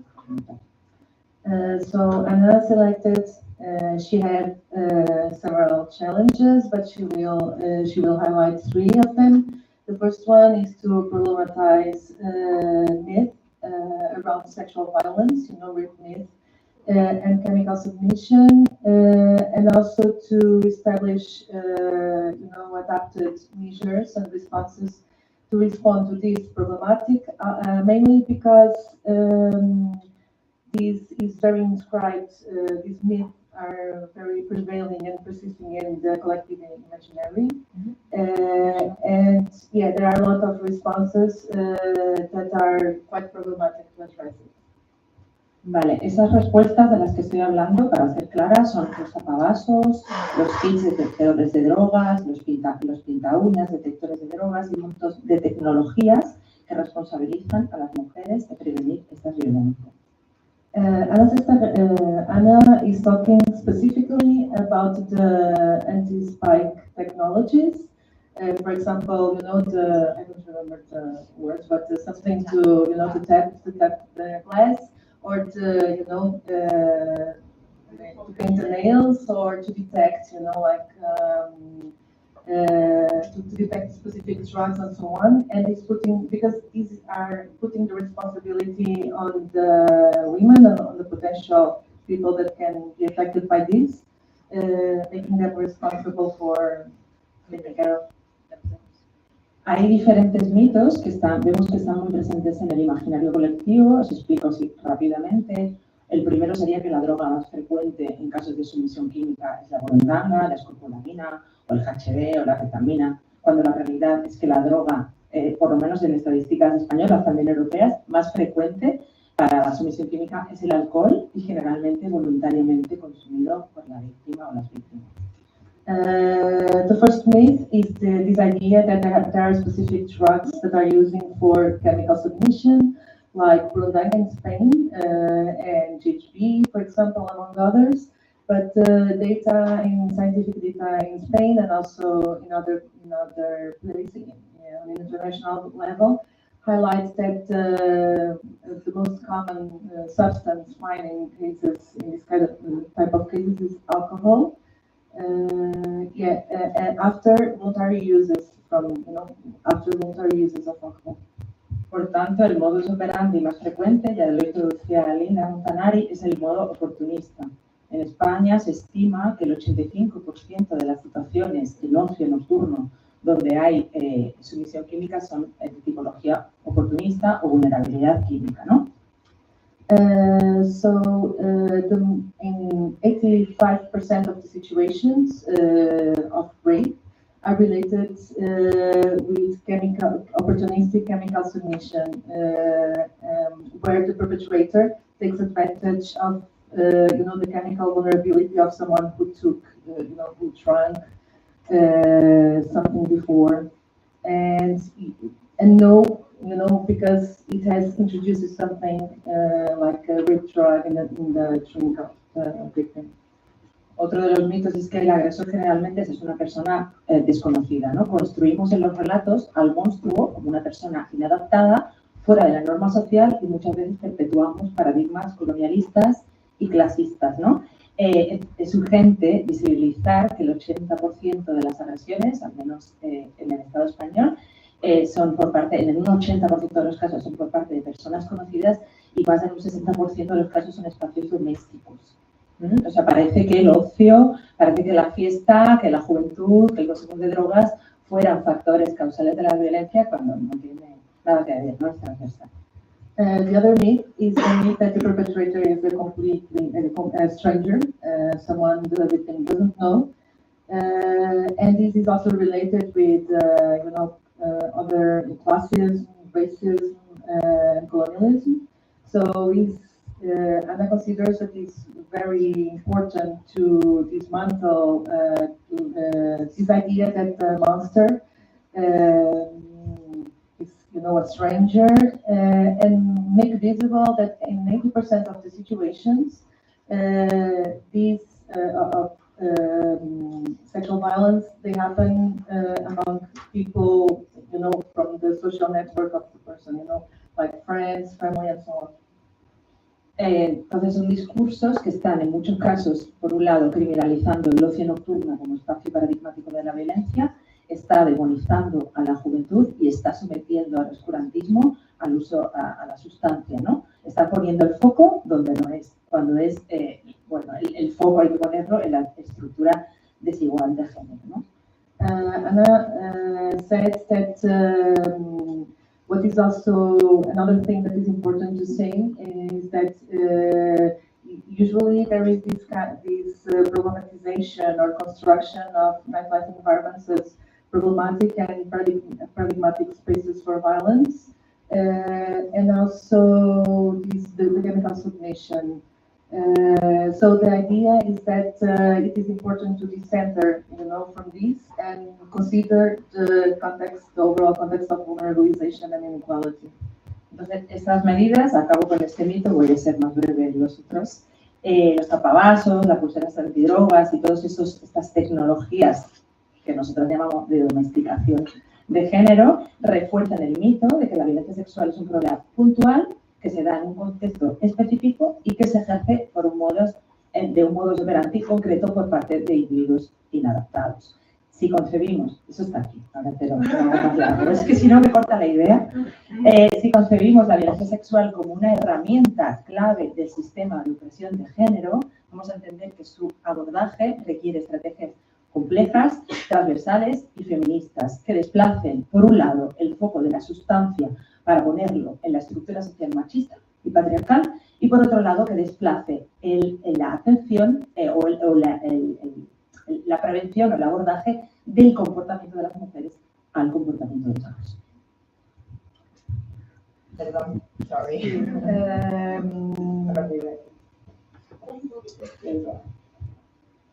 So all the technologies, anti-rape technologies, are reinforcing the myth that sexual violence is punctual and happens in specific contexts via a modus operandi that is very concrete from deviant individuals. And what is key to highlight is that the problem is the overall gender oppression system, and also the focus on the behavior of women, when we should, focus on the behavior of the perpetrator. Can I jump in terms of solutions, just to tie into your next question, because we're looking at these in contexts that we don't support, they might have unintended consequences.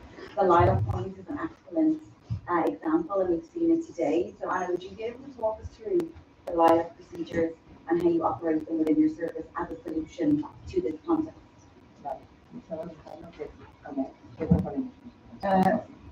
Para que hablemos un poco de los puntos lila, cómo funciona. Vale, bueno, los puntos lilas son una estrategia interesante, pero también vemos un problema en los puntos lilas que muchas veces se tiene como estrategia única desligada de una estrategia global.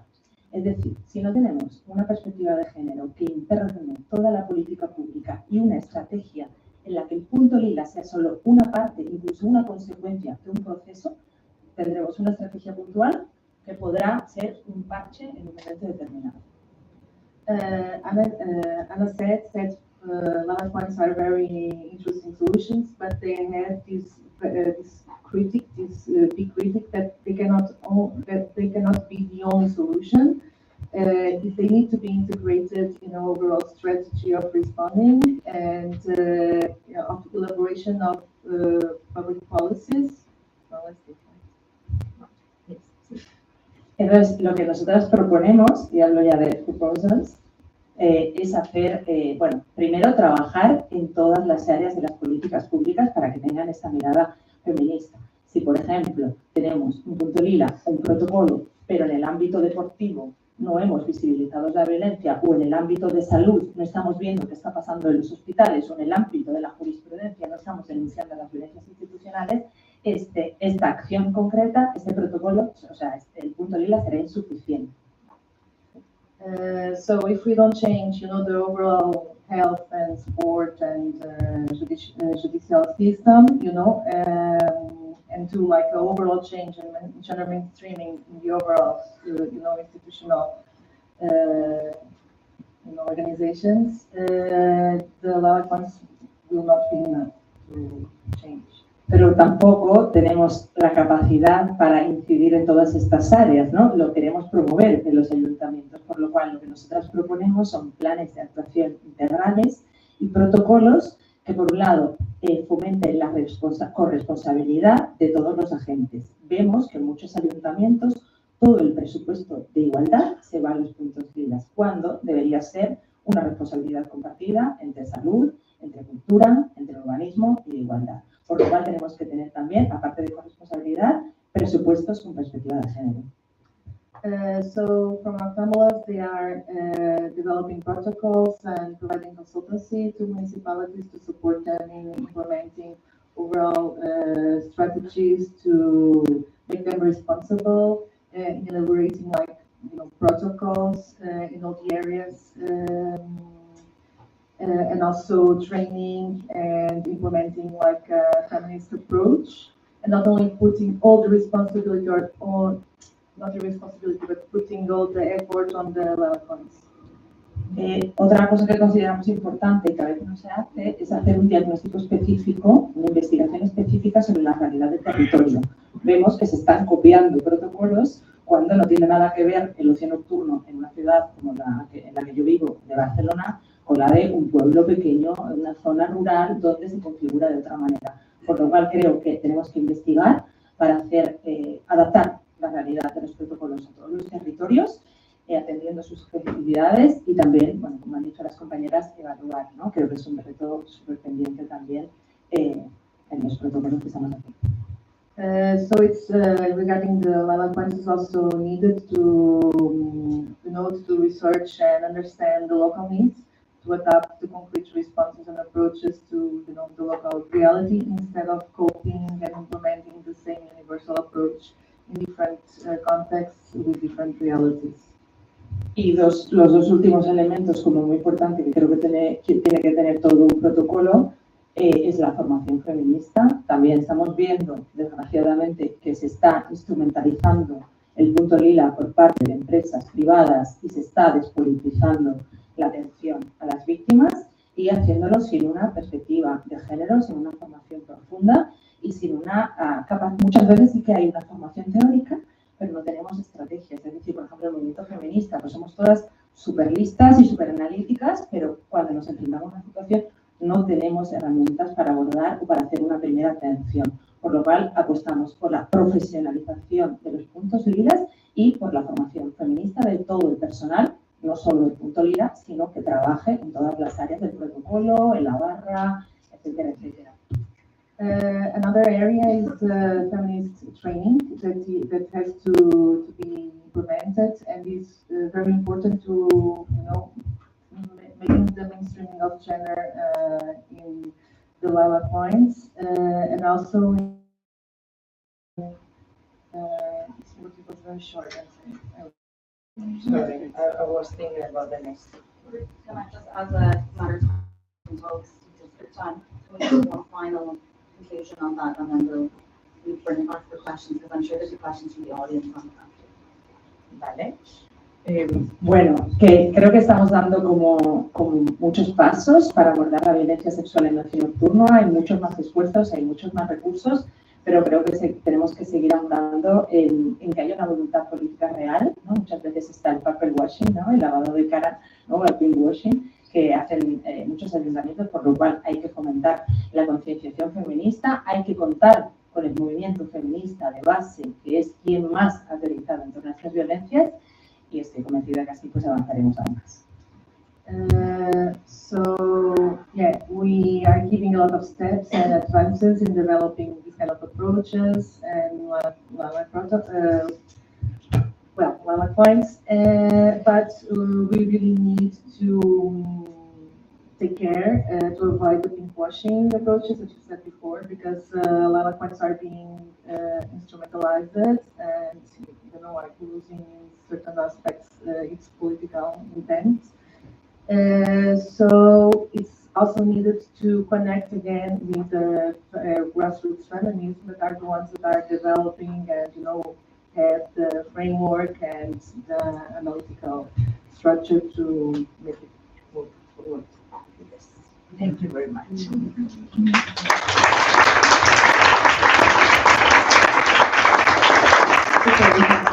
so much. There's so much learning from Spain and how the rest of us can take from that to develop. Thank you so much. So we're moving from, I suppose, implementation practice to looking at research. So we have Elisa Virginie, who's going to look at really gender norms and social and gender norms and how these impact nightlife spaces. So I have two questions to you from the CRISSCROSS group, and I believe you have slides. Am I correct? Okay. So what the CRISSCROSS group wanted to know from Lisa was just from your research, how you explored the relationship between gender, sexuality, and social norms, and really focus on a theoretical perspective, and how does the nightlife space reinforce those challenges, the traditional gender norms. So we'll start with that. Over to you. Okay. Thank you for this super difficult question. I'll try to answer in a few minutes. And thank you also to Anna, because now I'm more comfortable in use more a feminist perspective than a theoretical perspective. And I try to keep together theory and practice. And I will like to use some the words. I think it's easier if I use the words of the protagonist of CRISSCROSS project. I had the chance to facilitate two focus group with Cecilia. So I would like to just quote some people from the focus group, and thank you also for introducing all the focus group methodology in the first session. So let's step back.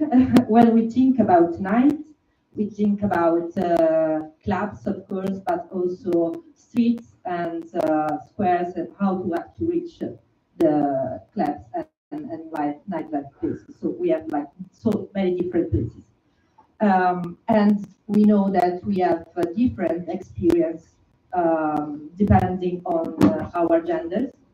In terms of safety, this morning we talk about fear, anxiety in the nightlife spaces, and in terms of social expectation, how to wear, how to move, what drugs you can use or not use, how much you can drink, and it's all about your gender.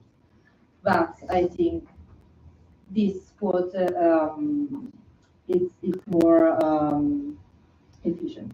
In the eyes of society, okay, if you are a person who goes out, you're seen as something less than a woman, less feminine, but more than an object to be treated however you want. We really don't have the chance to not be lucid, because otherwise anything can happen to you. If you are drinking, if you are taking drugs, in the eyes of the others, we have no respect. It's as if you have been given the green light, and this is from the cis girl in Milan. And it's about how much you can drink or drug, and how you have to behave if you are a girl. The reason why non-binary and trans people and cis men often feel insecure are definitely not the same reason that affects cis men. Because I don't think that the cis man feel insecure because he is a cis man. That is, in my opinion, the most certain difference. So this is indicative of the society we live in. As a trans person, I'm often socialized more as a man. Maybe I'm on the bus at 3 in the morning. I'm not so much afraid for a series of X reasons, but maybe I'm very afraid of being targeted. And maybe I have a moment lately like fears of being followed and bullied that is more than anything else. there are perhaps my fear, that is the sense of insecurity that I feel. So I think in these two quotes we can find these two important topics about safety. How do you feel during your nightlife? And what are the social expectations about your behavior and the social expectation about your sexual behavior and about your sexual availability. And the question, I think, is where and when and why, where we can find the roots of this of this structure. And I think is in the historical relationship between gender and spaces, between women and public spaces. Historically, women are related in home, in private sphere, in private spaces, and all the public spaces are dedicated to men. So when women goes out, it's something like breaking some rules. You enter in other spaces, in spaces you are not always in. Especially in night public spaces, historically just some women are allowed in these kind of spaces. And when you're women in night space, in the dark, you are most of all in historically a sex worker, for example.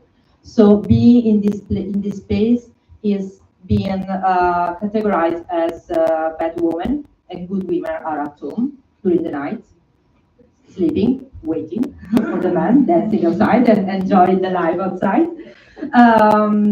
So I think this historical structure creates the sense that women outside during the night are outside because of they want to give pleasure to men. And it's the green light that the girls said before. And I think historically this gives a kind of justification for gender violence. So if you are outside, you are available and I can do everyone I want. And I think the fear of violence that the girls and trans person mentioned is not an abstract idea, but it really shapes the behavior of the people. And I think this morning we saw that it's happening still today. It's not just an historical structure. But going maybe to possible solution and react, I think that one of the historical best react ever are the feminist march Take Back the Night during the 70s. Because I think it's so powerful because it's a collective response to a collective problem. And it's not just about protesting against gender violence, but it's reclaim public space, reclaim streets, reclaim the right to enjoy the night. And I think it's not like the 70s is in such a vintage quote, but a couple of weeks ago we had an important march in Milan called Trans People Love and Rage March, and was a response to an homophobic and transphobic aggression to a couple in one of the center of the queer nightlife in Milan. So it's here and it's important still today. And I'm so glad that I can mention this here because I totally agree with Anna. This is a political issue, not just we cannot just have like protocols or single react, but could be more structural. Thank you, and thank you for the inclusion of those really participants of the project. So I know you mentioned solutions, and the second question that the group had for you was, what is the evidence saying about creating more safer and equal nightlife? Okay, thanks.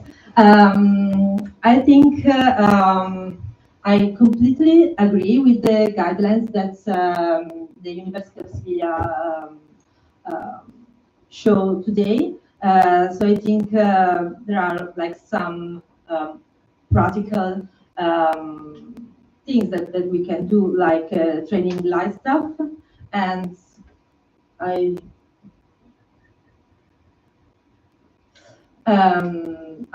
really want to put the light here, reading this quote from a cis girl in Milan. I recently did vest, and I got some comments from regular customers, and my boss didn't say anything. And that really made me, I say, damn it, you have a daughter too. If she's young, but you have one too, you should be able to protect me, defend me. And he didn't. So I really want to read this because I think it's important doing trainings in the line staff. But I would like to point out that it's, yes, of course, it's training about how to react in case of gender violence, but it's also about how you are responsible too. And I think the training would be more effective if are also about what are your rights as a female worker or trans person worker, or about harassment. I also agree about improving physical environment, like lights and leader points, and about how you structure restrooms. Important to focus on transportation, because it's important to think about nightlife, not just as clubs, but also streets and other places, and outreach clubs. But most of all, is important, as Anna also says, the cultural shift and policy changes. And the last thing is, of course, it's important, cultural shift and education, but it's important also that we know that are all responsible for each other and that we care on each other. Thank you. Yeah, and I think that's the theme coming across, that it's political, wider societal, much broader than just the nightlife club or setting itself. So our next kind of theme that we're looking at is something which intersects all inside and outside of the setting of consent. So we have Mathilde, who's going to look at the work of consensus. So I suppose what we want you to focus on here is, based on your practice, we're moving a little bit away from the research again to the evidence-based practice. And what have you seen are the most effective strategies to raise awareness of consent, with your overall aim of combating violence in these settings? And I'll start with that, and then I'll follow through with the second question. Yes, I'd like to give a little context to this question, just to explain how we started the NGO and how it developed over time. That was really also aligned with our understanding of the issues. So we started in 2018 by creating awareness campaigns. We designed them ourselves and hung them in our favorite venues, and it was really important for us to keep a graphic ID that was aligned with the music scene, so that it's perceived by the audience as credible, relevant, and that they could recognize themselves with the designs. And we've developed the 5 points of consent in French. We translated from across different sources internationally. And so we defined consent in 5 points, and we created a lot of awareness campaigns on this. And we were walking around nightclubs, raising awareness on these topics. And we made this free downloadable, which is something that really works well. Still now, this is one of the recommendations, free awareness campaign, that people can easily download at home, and that has allowed a great dissemination of our campaigns. But very quickly, we realized that we were the intermediate between the partygoers, the audience, and the organizers. But our presence was making the organizer not feel responsible for the safety and feeling of safety of the audience. So we thought we need to develop training, staff training. This is also like our like main activity at this day, festival organizers and nightclub owners and yeah, staff. We train them. We have a training that is like one full day, which we spent with them, and the methodology, I mean, the content of the training, we talk about the legislation, the laws. It's really important for us to define what is sexual assault, what is rape, what is discrimination, what are the legal consequences. And we inform the law and also the limitation, right, of the law by defining consent and how it's lacking in French legislation. We define discrimination with an intersectional lens.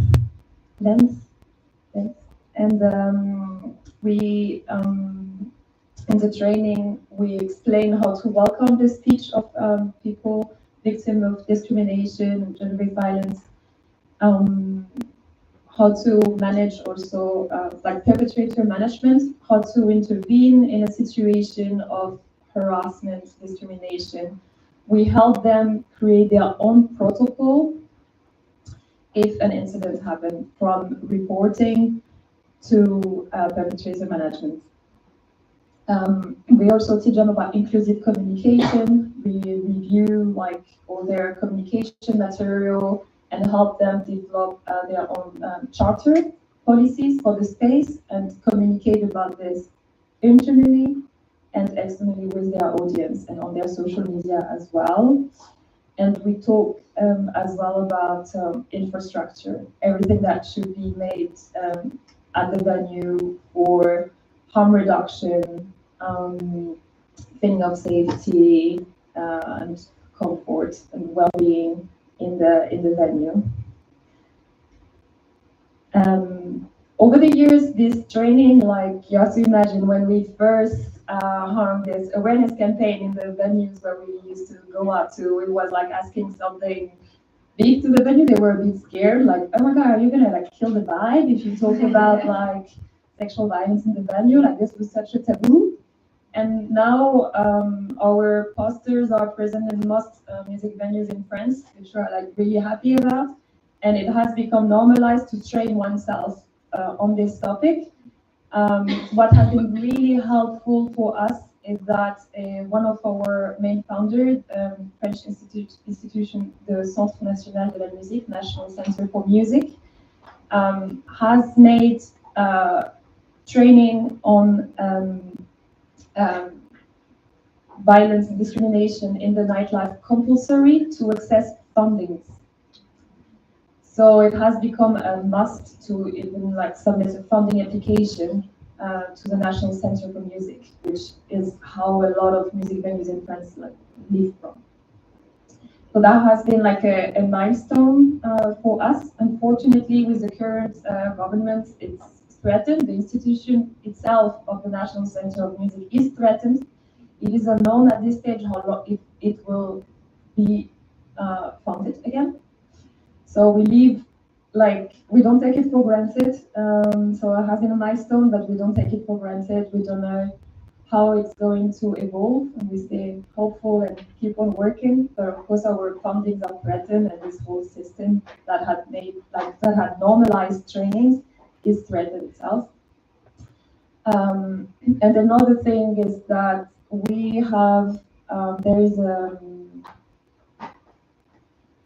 an organism in France that's called Calliope. So this is getting very bureaucratic and nerdy here, but this is like a national standard for trainings for people who like work in hospitality. So it's the complicated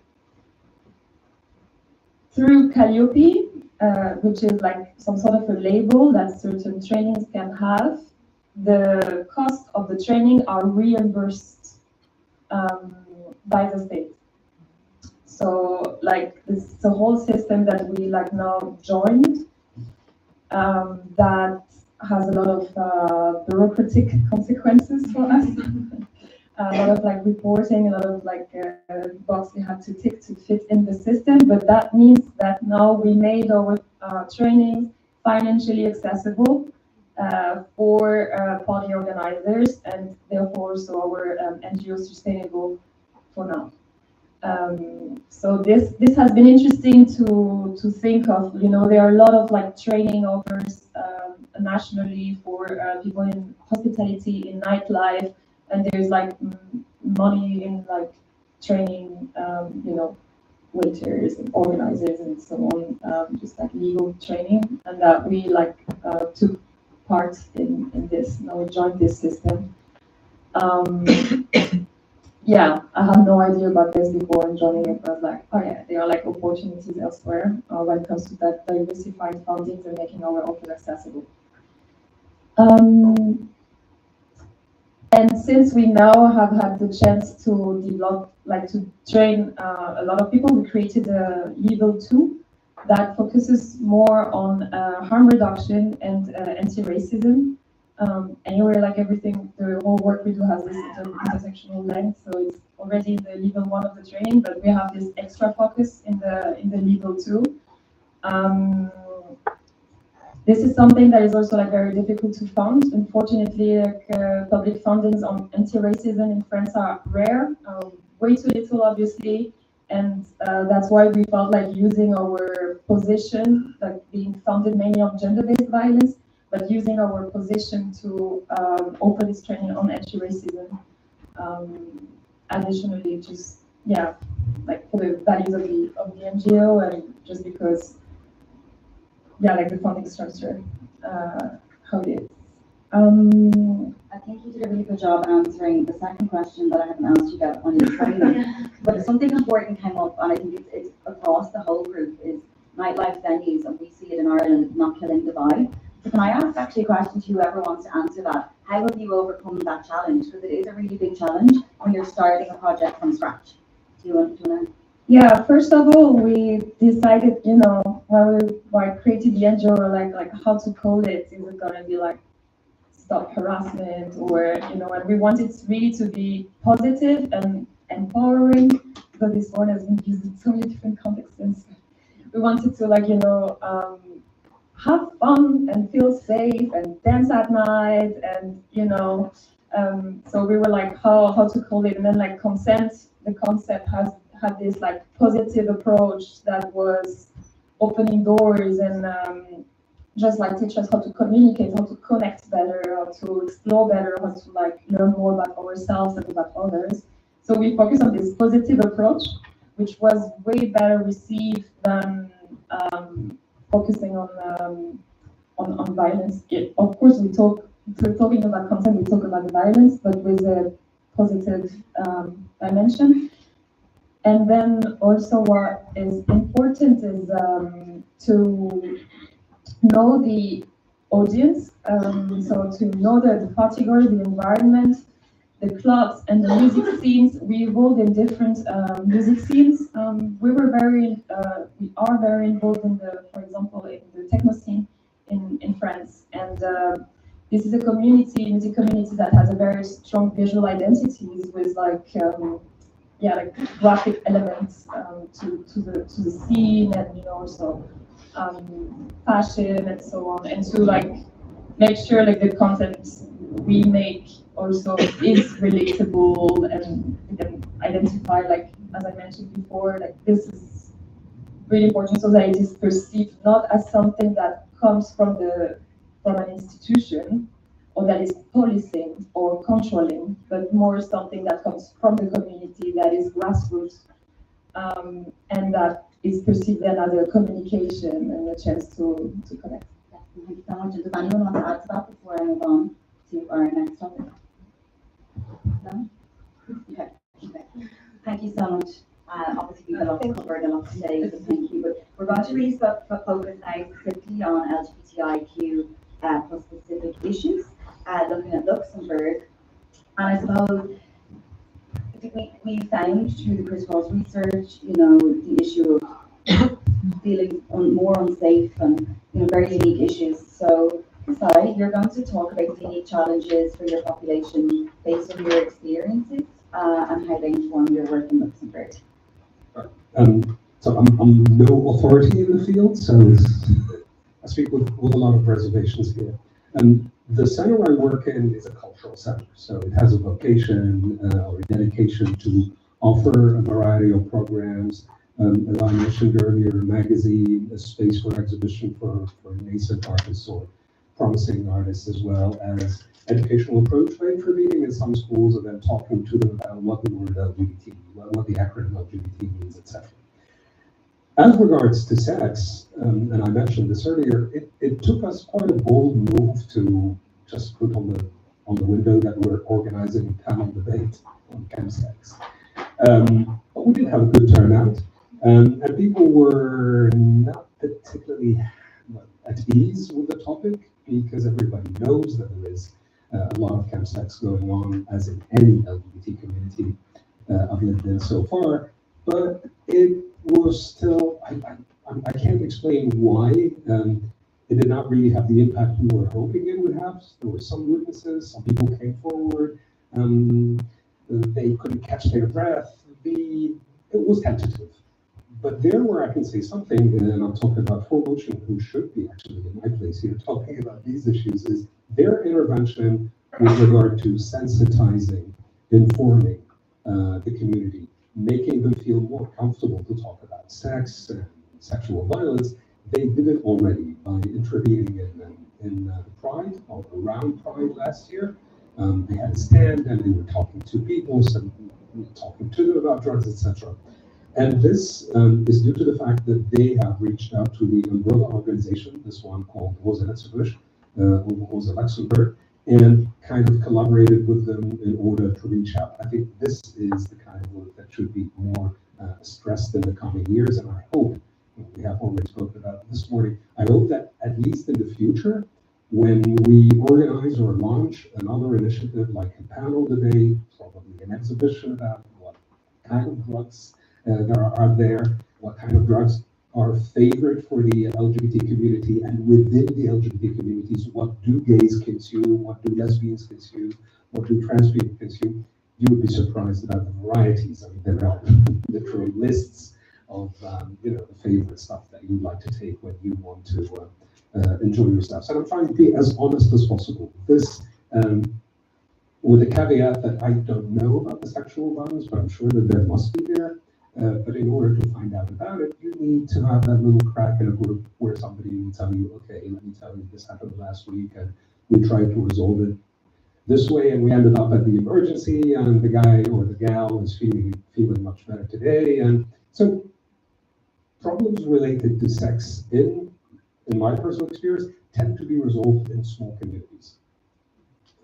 It's not publicized. It's very much based on the friends of the friends of the friends who will be covering until the person gets back home and gets whatever they need, hydrated, etc., in order to overcome. But this doesn't prevent the fact that problems are there and there are left outs, people who don't make it.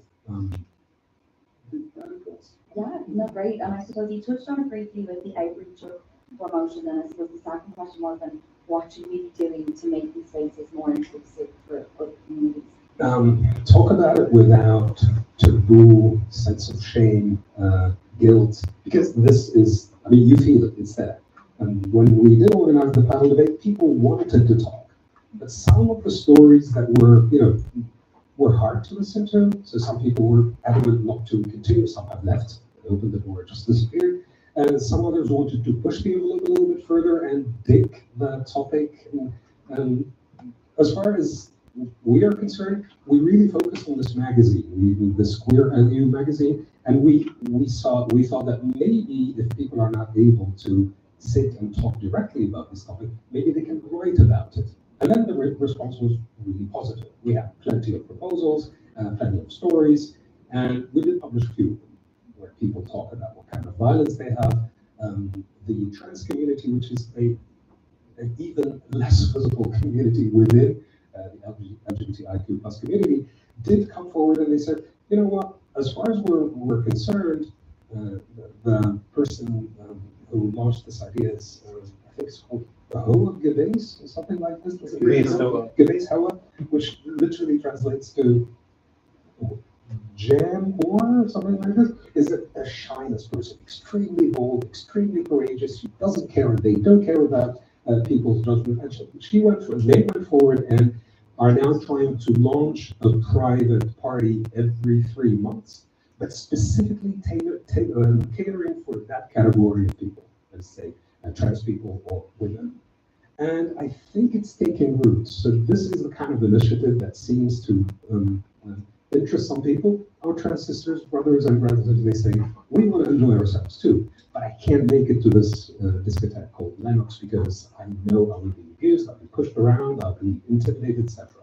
So there comes this initiative where probably they might have finally a safe space where they can, dance the night away and even push it further. And let's see if it works out. Yeah, I think there's probably a bigger discussion we could have when we go through the panel on that. And I know for our perspective in Ireland, the difficulty getting people into the city from the LGBTI+ community because of wider societal fear. We've just had riots. There's a whole movement across North America and Europe of different views in safety, and it comes back to that wider society beyond nightlife piece that nightlife sits in. So we're going to look at the topic of drugs now and the intersection with João. And I have a very long question, so bear with me while I read this because it's in 2 parts. So can you briefly describe the role of the agency in shaping policies around drug use in Europe? And then secondly, how does your work contribute to the understanding and for us to address these challenges related to use in nightlife settings? Thanks, Nikki. It's a hard one. I'm aware of time, so I'll try to stick to 3 or 4 points. So far, I've been very much focusing on monitoring and collecting information, and I mean, very generically, we want to believe that better data will inform better policies. We know it's not always the case. And data information sometimes might seem a bit of an artifact and a bit a far concept when people are in the field applying interventions, but when it comes to funding, data is almost always required for the interventions to continue. So it is important to continue doing some monitoring that will influence policies. A bit of context, since last July we changed, so we stopped being a monitoring agency and we became a full, like Cosmic Care says, full spectrum agency. And from now on, we'll be able to issue and provide recommendations on different fields. Although they won't be binding to the member states, I mean, there will be some pressure if they're out there and then the member states do not actually do anything about them. We will continue our working with the drug checking network, TEDI, with more funds. Not only we do use their data from drug checking services to monitor the market, but also we'll try to have more funds available for more interventions and more research about the impact, for example, of those types of interventions. We have been bet on using the results of projects like the CRISSCROSS or even Sexism-Free Nights that have produced quite a lot of info, guidelines, and but then there's no follow-up. And I was talking to Christiane just outside.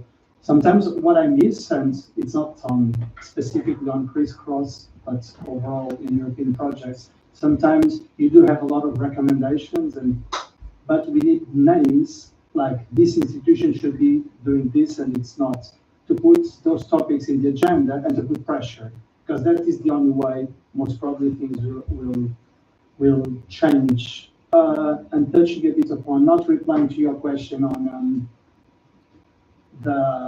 if we are running or killing the vibe with clubs. We have been approached by several festivals, and we are now very closely working with one of the biggest festivals in Europe.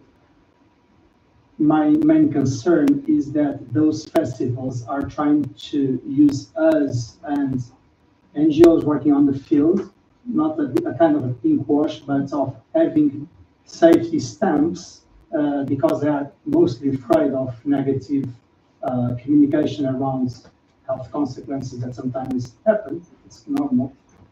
And so I think we have to be very wary of that, especially in terms of harsher drug policies, that we are not being used as a player for a private institution to have more profit and a safety stamp on it. Thank you. And just before your second question, just quickly, what is the data showing us about this nightlife? I mean, we have been using nightlife settings mostly opportunistic because it's a place where people use drugs. So we do have a lot of research being done at national level. It is important to stress that we work with around 30 countries, so 30 really different realities. I mean, I think we have drug checking services in 12, 13 countries in Europe, or a bit more. And then in some EU member states, we don't even have a study highlighting how drugs are being used in nightlife settings. So we know from the data that drugs are being mostly used in recreational settings, in nightlife settings, but also we are using those to get research on interventions that are effective in those specific settings. And for that, we have the Healthy Nightlife Toolbox, which is an inventory of interventions that have been evaluated. So there is evidence around those. So I also invite you to visit. And last point on use in nightlife settings, we will also be more active in providing training to professionals. So all the guidelines that CRISSCROSS and other projects that produce will be essential to that. Thank you so much. Final matter of time to our final speaker today. I'm looking at the concept of harm reduction and youth involvement, which I think is really important. So to finish, I suppose the question for Rebecca would be to tell us about your work in terms of applying the concept of harm reduction and how it applies to both drug use and prevention of sexual violence in nightlife settings. Thank you. I know, I'm the last one. So. But I just wanted to make a comment very quickly, if I may, on the point about choosing the vibe in clubs. I think it's very interesting because when I was doing research with young people going out and going to parties and nightlife, one of the people told me that they actually thought that it was a sort of added value whenever a party mentioned that they were a safer space or that they had awareness or harm reduction being provided in value. So if anything, I think that young people, they want to see those policies in practice and they want to see a new, I don't know, status, not operating status inside of nightlife.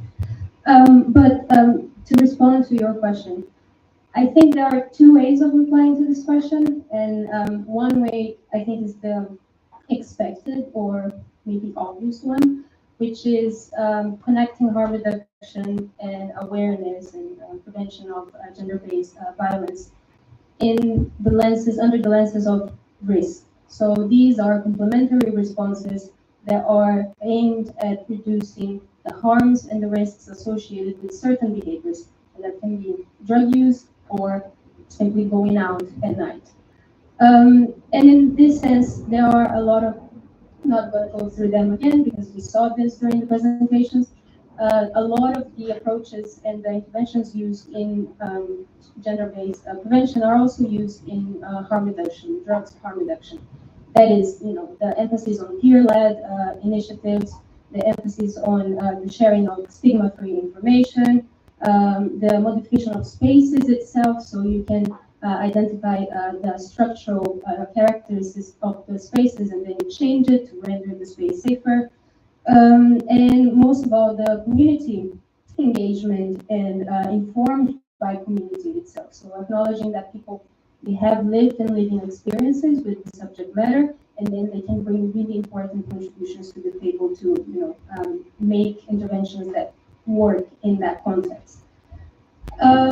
But then my second way of replying to this question is also posing a question, which I thought was really interesting to see at the presentation right at the beginning as one of the goals of the CRISSCROSS project, and I thought was really cool, is what happens when we stop framing our work in harm reduction and in awareness solely based on risks and we put it also under the lenses of pleasure. And pleasure here can be understood as, feeling connected with the community, relaxing, being free to experiment. All of this I'm putting under the category of pleasure.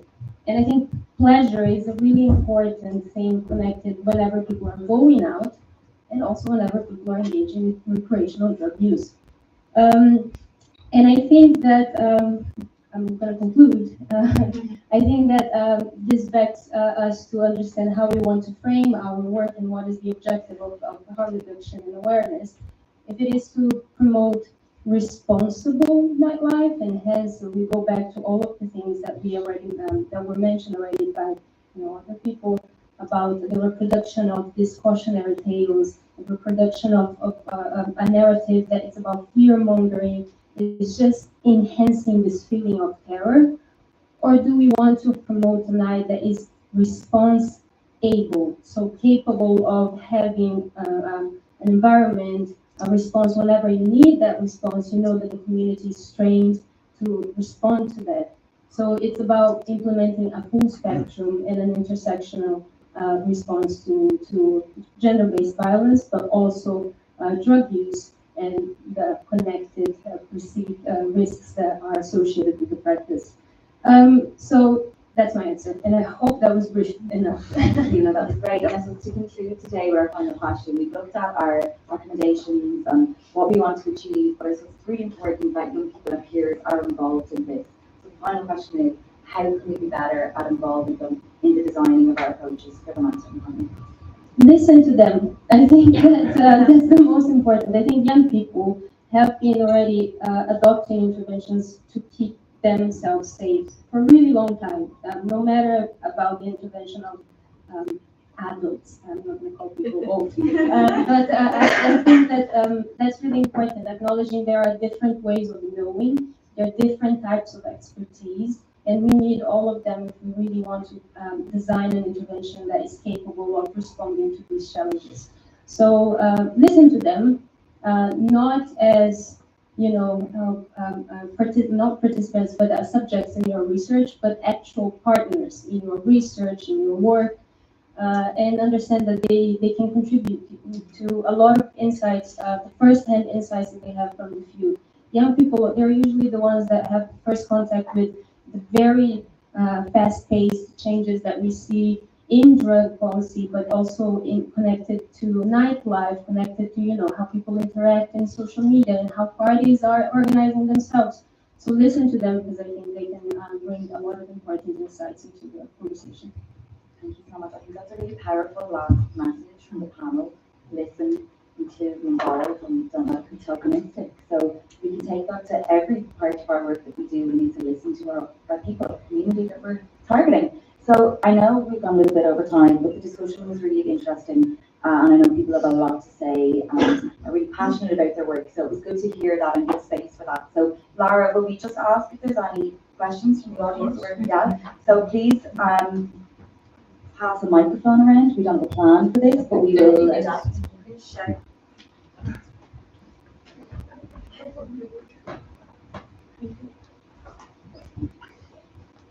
My question actually is for Mathilde. As you spoke, it's really interesting about kind of the need to define kind of concept and consent and kind of that shared understanding. So I suppose it really made me curious, to what extent do you feel legal definitions of sexual violence or rape impact kind of, I suppose, how you communicate these new, probably more inclusive definitions, especially those kind of with that intersectional awareness around kind of gender and LGBT communities. There's a. Do you hear me?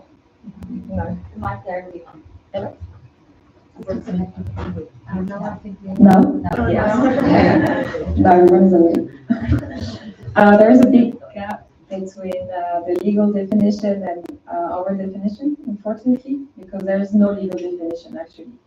There is a definition in French legislation of what is rape, what is sexual assault, what is sexual harassment, what is discrimination, but consent is not included in the legislation.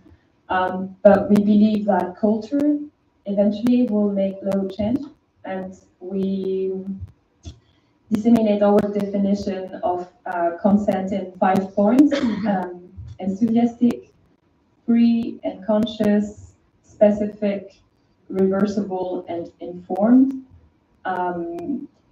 And we talk about it with institutions. We have several institutional partners. We are also working with the cities of Paris, Nantes, and Marseille very closely, especially for Paris nightlife sector. And they are getting more keen. There's a greater understanding, and now we hope it will bridge the gap, but this will take a lot of effort. But I think, yeah, we already, it's a step-by-step thing, but we already showed the objective or final goal. I don't know, I hope that answers your question. Yeah, it does. And France is actually a bit more progressive than Ireland. So kind of going to continue with this one out there. But sometimes it can impact kind of the support workers. That it impacts when somebody's trying to go and get support. Someone's going to say to them, oh, actually, that's not what that is. That's not maybe, that's not right. That's just sexual violence or aggravated sexual assault or something. So. Yeah, totally. There is a gap. Also when we talk about stealthing, this kind of rape that is just not recognized as rape legally. Does anyone else want to comment on that question? No? Any other questions?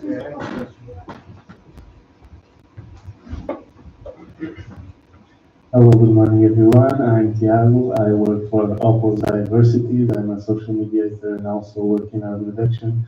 And my question goes to Sari. We already know that chemsex is becoming a really big phenomenon, not only across Europe, but in Lisbon also. We even have people dying from chemsex in Lisbon. And I just wanted you to, if you can give me a hint on how can we go to these venues where chemsex does happen, like saunas, where we have even dealers working on the saunas, dealing the chems right there. And how can we enter those spaces and raise awareness and do some advocacy on these things? And also another question: how can we create awareness with the chemsex users to come to peer-led groups? Because it's been very difficult to develop that kind of work here in Lisbon. So yeah, thank you. Sure. For this, I need to go beyond Luxembourg. Luxembourg has no sauna. It has one gay bar. So it's a city with 100,000 inhabitants. The whole country is 673,000. Give and take that non-scientific notion that every country has a 5 to 7% community. You calculate that Luxembourg has some 33,000 queers. So not really a reference. I can't really talk about Luxembourg, but I can talk about Paris, where I've lived 30 years, and Amsterdam too, 3 or 4 years. And I did go to saunas. I still go to saunas, like I gave my age. And there is fun in saunas, but there is also drugs in saunas, and drugs that you cannot really ascertain. You don't know where you're taking. You're spending 50 euros, 70 euros, 120. You're getting a couple of MDMA pills, a couple of, whatever it is, Viagra, if you're into that. And you know that you can go either home or to the morgue. And this, I think, every LGBT person is aware of. We all know this. How you sensitize people? I think if you have a valid, strong circle of friends, you can start there. I've never done this, but I would love to. So keep in touch with you and see if we can create a task force either in Paris or Amsterdam and then do this. And I'm sure that people would love it. People from the community would love it.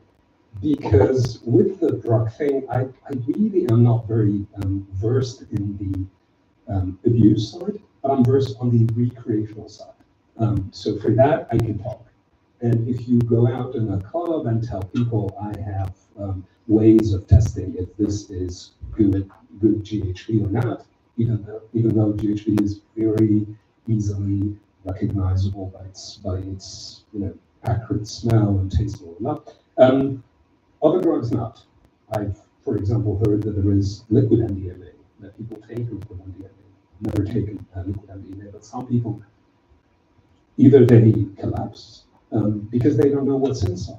So if we reach that level of creating a tiny task force of friends, nothing institutional, because I think that would take probably longer in time. But if you do take that task force and you have cooperation from the sauna owner, then you are really, helping a lot of people come to that. So probably a subject to dig, a subject to develop, and I'm very glad to exchange contact with you and work on it.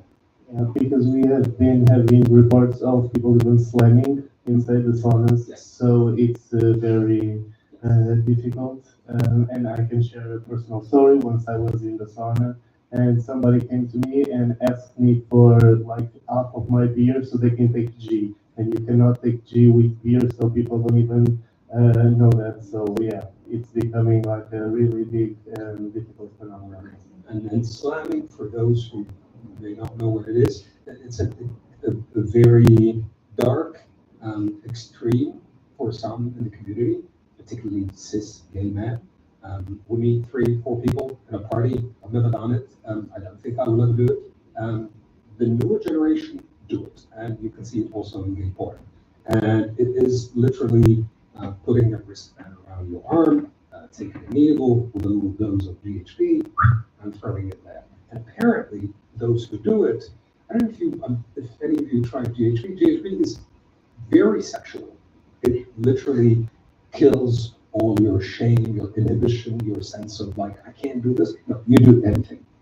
Imagine if you take the liquid GHB, an injection, what we call SLAM, it's multiplied by I don't know what. And many, many people don't make it back.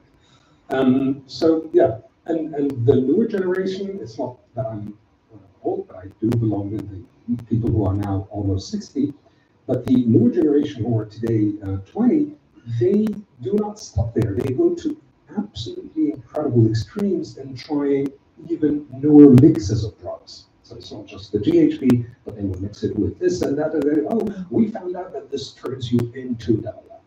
So it's, yeah. Sorry. It's a very short and small correction from the, drug side, because usually what is used in fun is catechinones and methamphetamine. Oh, okay. So the person told me that they mixed it with GHB. So Usually the experimental aspect is what really shocked me more than anything else. So I said, who did you get this information from? Oh, we tried it in somebody's house. And then the next story you hear when you talk to somebody on an intimate level about drug consumption is that they tried even to spike it up with more drugs. So, and they would try with G. So how did you feel? Well, I felt like a horse. So but since I'm not scientific and I don't have a scientific background, I just speak from an empirical view. Thank you for that.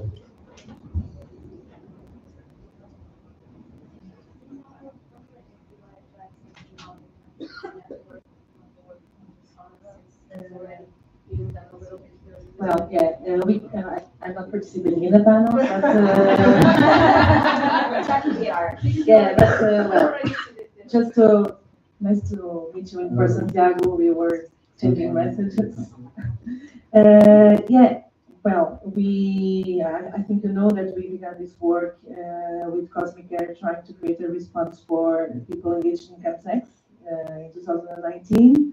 And trying to provide, psychological support, harm reduction, and so on. Also, your collective that you know and the experiences and difficulties you had.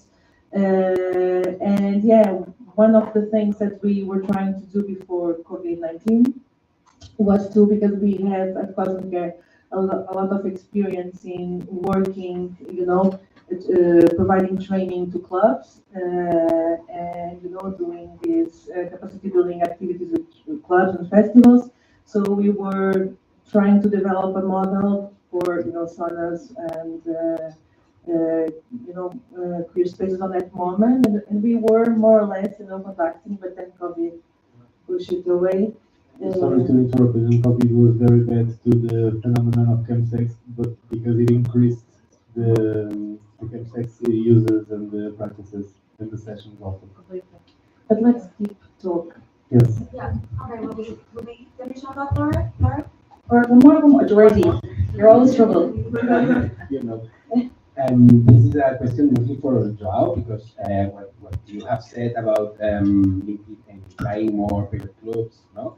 I have the feeling that one of the results that of our project was that we allow the private club privatize the benefits and externalize their problems. And our intervention at the end allowed them to sell more alcohol and care less about the caregiving. No? So my question is how we start to tackle this, how we start to collaborate with private clubs and put the health and caregiving in the center and in nightlife spaces. I think it goes back to the things I mentioned in my intervention. First is giving names to clubs need to become responsible for implementing guidelines that are evidence-based. So this is first, clubs, festivals, whatever. And second one what I was trying to say is that we, as international institutions, but also the ones actually implementing trainings to staff and private entities, is that we have to be careful not to be used as just mere information providers that will just give them a stamp of accreditation, let's say, and then in reality they don't do anything. It's just a kind of perception, public perception washing. That's what I was trying to. Maybe I'm not clear. How can we break this washing that we use? I think it's very hard. I think first we have to say no, although it might be very tempting to engage with very big festivals because they do have a lot of money. I know it's tempting to all of us, but we have to be. You need to assess the situation and see what they really want, and not only make use of you. And that is the first point. I know that for some NGOs it might be more difficult because you all fight for funds, and it's normal, but sometimes the payback is more harmful than the benefits to the ones that should get it. I didn't think we'd be finishing today on a just say no message. Just say no. So we could talk all day about the topics. They're so important, but we will have to finish up. And please chat with the panel after when we're having coffee and lunch. So thank you.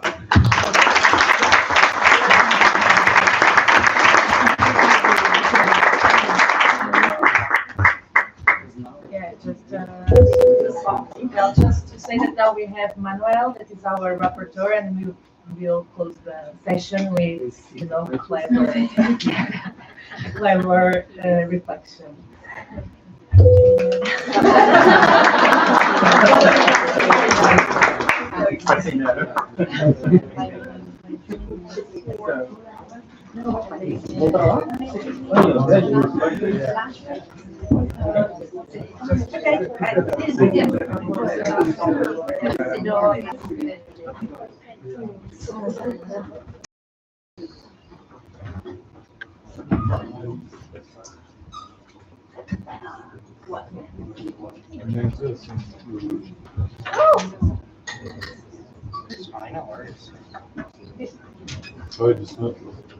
Anyway, so can you hear me?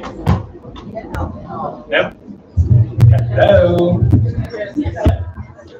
So thank you very much. I will try to be very short and very concise, as you are all tired, you need caffeine and some food in your stomach. So I am bringing to you 10, 11, 12 points, actually, trying to sum up. Yeah. Trying to sum up all the good things that you have said during this whole morning. This is a very bad position, honestly, because I have to grab up everything you said, everything you worked, single presentation that you have offered to us. First of all, I have to say that I am very happy and I am very honored to catching up with all you said and to be the reporter of this fantastic event. So the first point, it will be that the CRISSCROSS successfully created a safer, more inclusive nightlife space, or tried to create those spaces, integrating education, intervention, and policy recommendations. Something that I hope that you continue individually, locally, on the future as well. A key outcome is highlighting the importance of harm reduction practices, promoting education and peer-to-peer help as a collective experience of nightlife at the time that you are also dismantling the stigma of nightlife, drug use, and sexual affective practices. The third point, I'm going super speed, no worries. Additionally, it is key to mention the visibility of gender violence and the deconstruction of the traditional socialization portrait of sexual offender, while pointing to other forms of violence and abuse, as it could be institutional or system-based violence. Yet, this is the point, there is a latent need to continue this work and include more transfeministic and queer perspectives, involving all stakeholders and promote on a long term, again, long term, some social behavior changes that finish with the gender-based violence stigma carriers. In other words, that those who are victims, they don't feel shame and they can ask for help without feeling guilty. And finishing the violence itself, which it will be utopia, but I really hope that one day we can reach out to that point. My fifth point, speeding up, a multi-stakeholder intersectional collaboration proved essential. Engaging nightlife staff, policymakers, health services, and health agencies has proved crucial for a meaningful change. But again, unfortunately, social ruling, legal frames, and institutional behaviors and their leaders or workers need to be sensitized to a gender perspective and to finish these bad practices inherited and reproduced systematically. Innovative interventions such as the lilac points and the peer-to-peer outreach establish trust and support mechanism within nightlife spaces, like we have some in all the different places that you have presented. But still, there is a very important consideration to keep in mind. Cultural and scale dimensions are important, especially when we try to transplant protocols that will need to be adapted to vernacular context before to be implemented. This is key if we want to succeed in branch marketing actions. A real commitment is required to run away the instrumentalization of these collective measures, as you recently were commenting, and to run away of a commercial step or a warranty co-opting the force made. For that, I would probably suggest a continuous fiscalization of these measures. Not because you got it, you are not expected to be proof continuously that you are actually what you advertise to be. There is a need for a night community and institutional engagement. Again, I'm using engagement because all publics, all actors, all stakeholders need to be in the same line, sharing values and goals to peer help, prevention, action, and support.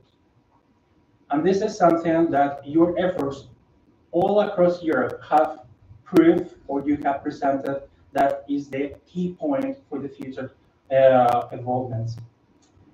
Challenges remain, of course, particularly in engaging these men in discussions about consent and violence prevention, highlighting the need for targeting educational campaigns.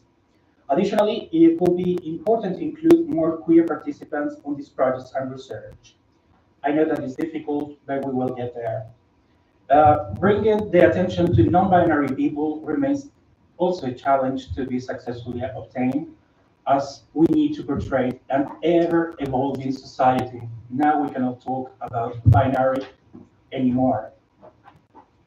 This is a personal point, but never mind.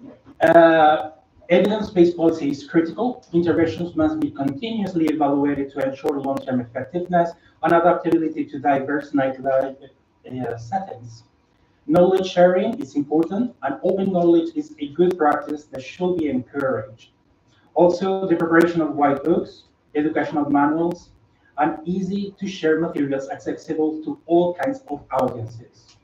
Sometimes, this is a personal thing actually, sometimes we write things very academically, but they don't reach to the people and people don't understand. We need to provide it into their own language. That is important. Proper analysis is needed, especially because I am a methodologist, so this is, comparative studies are welcome, but plans Bs are always needed because we don't always reach the information or the data that we pretend to have. Plans Bs are needed as well as qualitative research is also important to transfer the case studies and it's a big change and big changes should be taken in consideration. Consider informants and participants as co-producers of our studies. This is radical because we can learn a lot, and social sciences are key involving our participants. Communications, again, of the results are key, but it should go beyond the funding institutions and should also be targeted to a larger scale, using the language and means of communications of users. Reaching them and using their language is radically important. So this is very connected to the social media and the leaders that you have presented in Instagram, which is a very important situation to reach to a bigger public. Also, it's very important and radical to create these messages in a positive tone, in a non-punitive voice, avoiding passing an institutional message of control. By the end of the day, we all want to have fun, pleasure, and enjoy life while socializing, enjoying music, or any other action. 11 points, 2 more points, guys. Hold on, I am almost done. It's important to talk, break, and abandon social shaming, either on sex, violence, or discrimination. Voicing out, raise awareness, and asking for help is important to sensitize and promote change. It's our responsibility, the responsibility of everybody. And also, in this responsibility is to help to those who have fear to raise their voice. The project and the multiple activities presented today are important to empower people to do so and have a safer, more enjoyable nightlife. And I hope that these activities, these projects continue in the long term so we can witness the changes that we want. And the last one, guys, sustainability is key. Embedding harm reduction and gender sensitive policies into national frames, which is very difficult sometimes. And it will ensure continued progress beyond the project's duration. So CRISSCROSS has demonstrated that nightlife environments can be transformed through collaborative, evidence-based, and community-driven approaches. The project's legacy lies in the policy framework, continued advocacy, and the commitment of all stakeholders to ensure safer and more inclusive nightlife experience across Europe. Thank you all.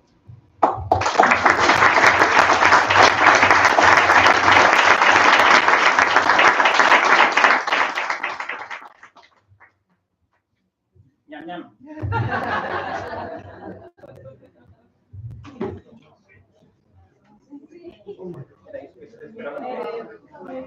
Okay. So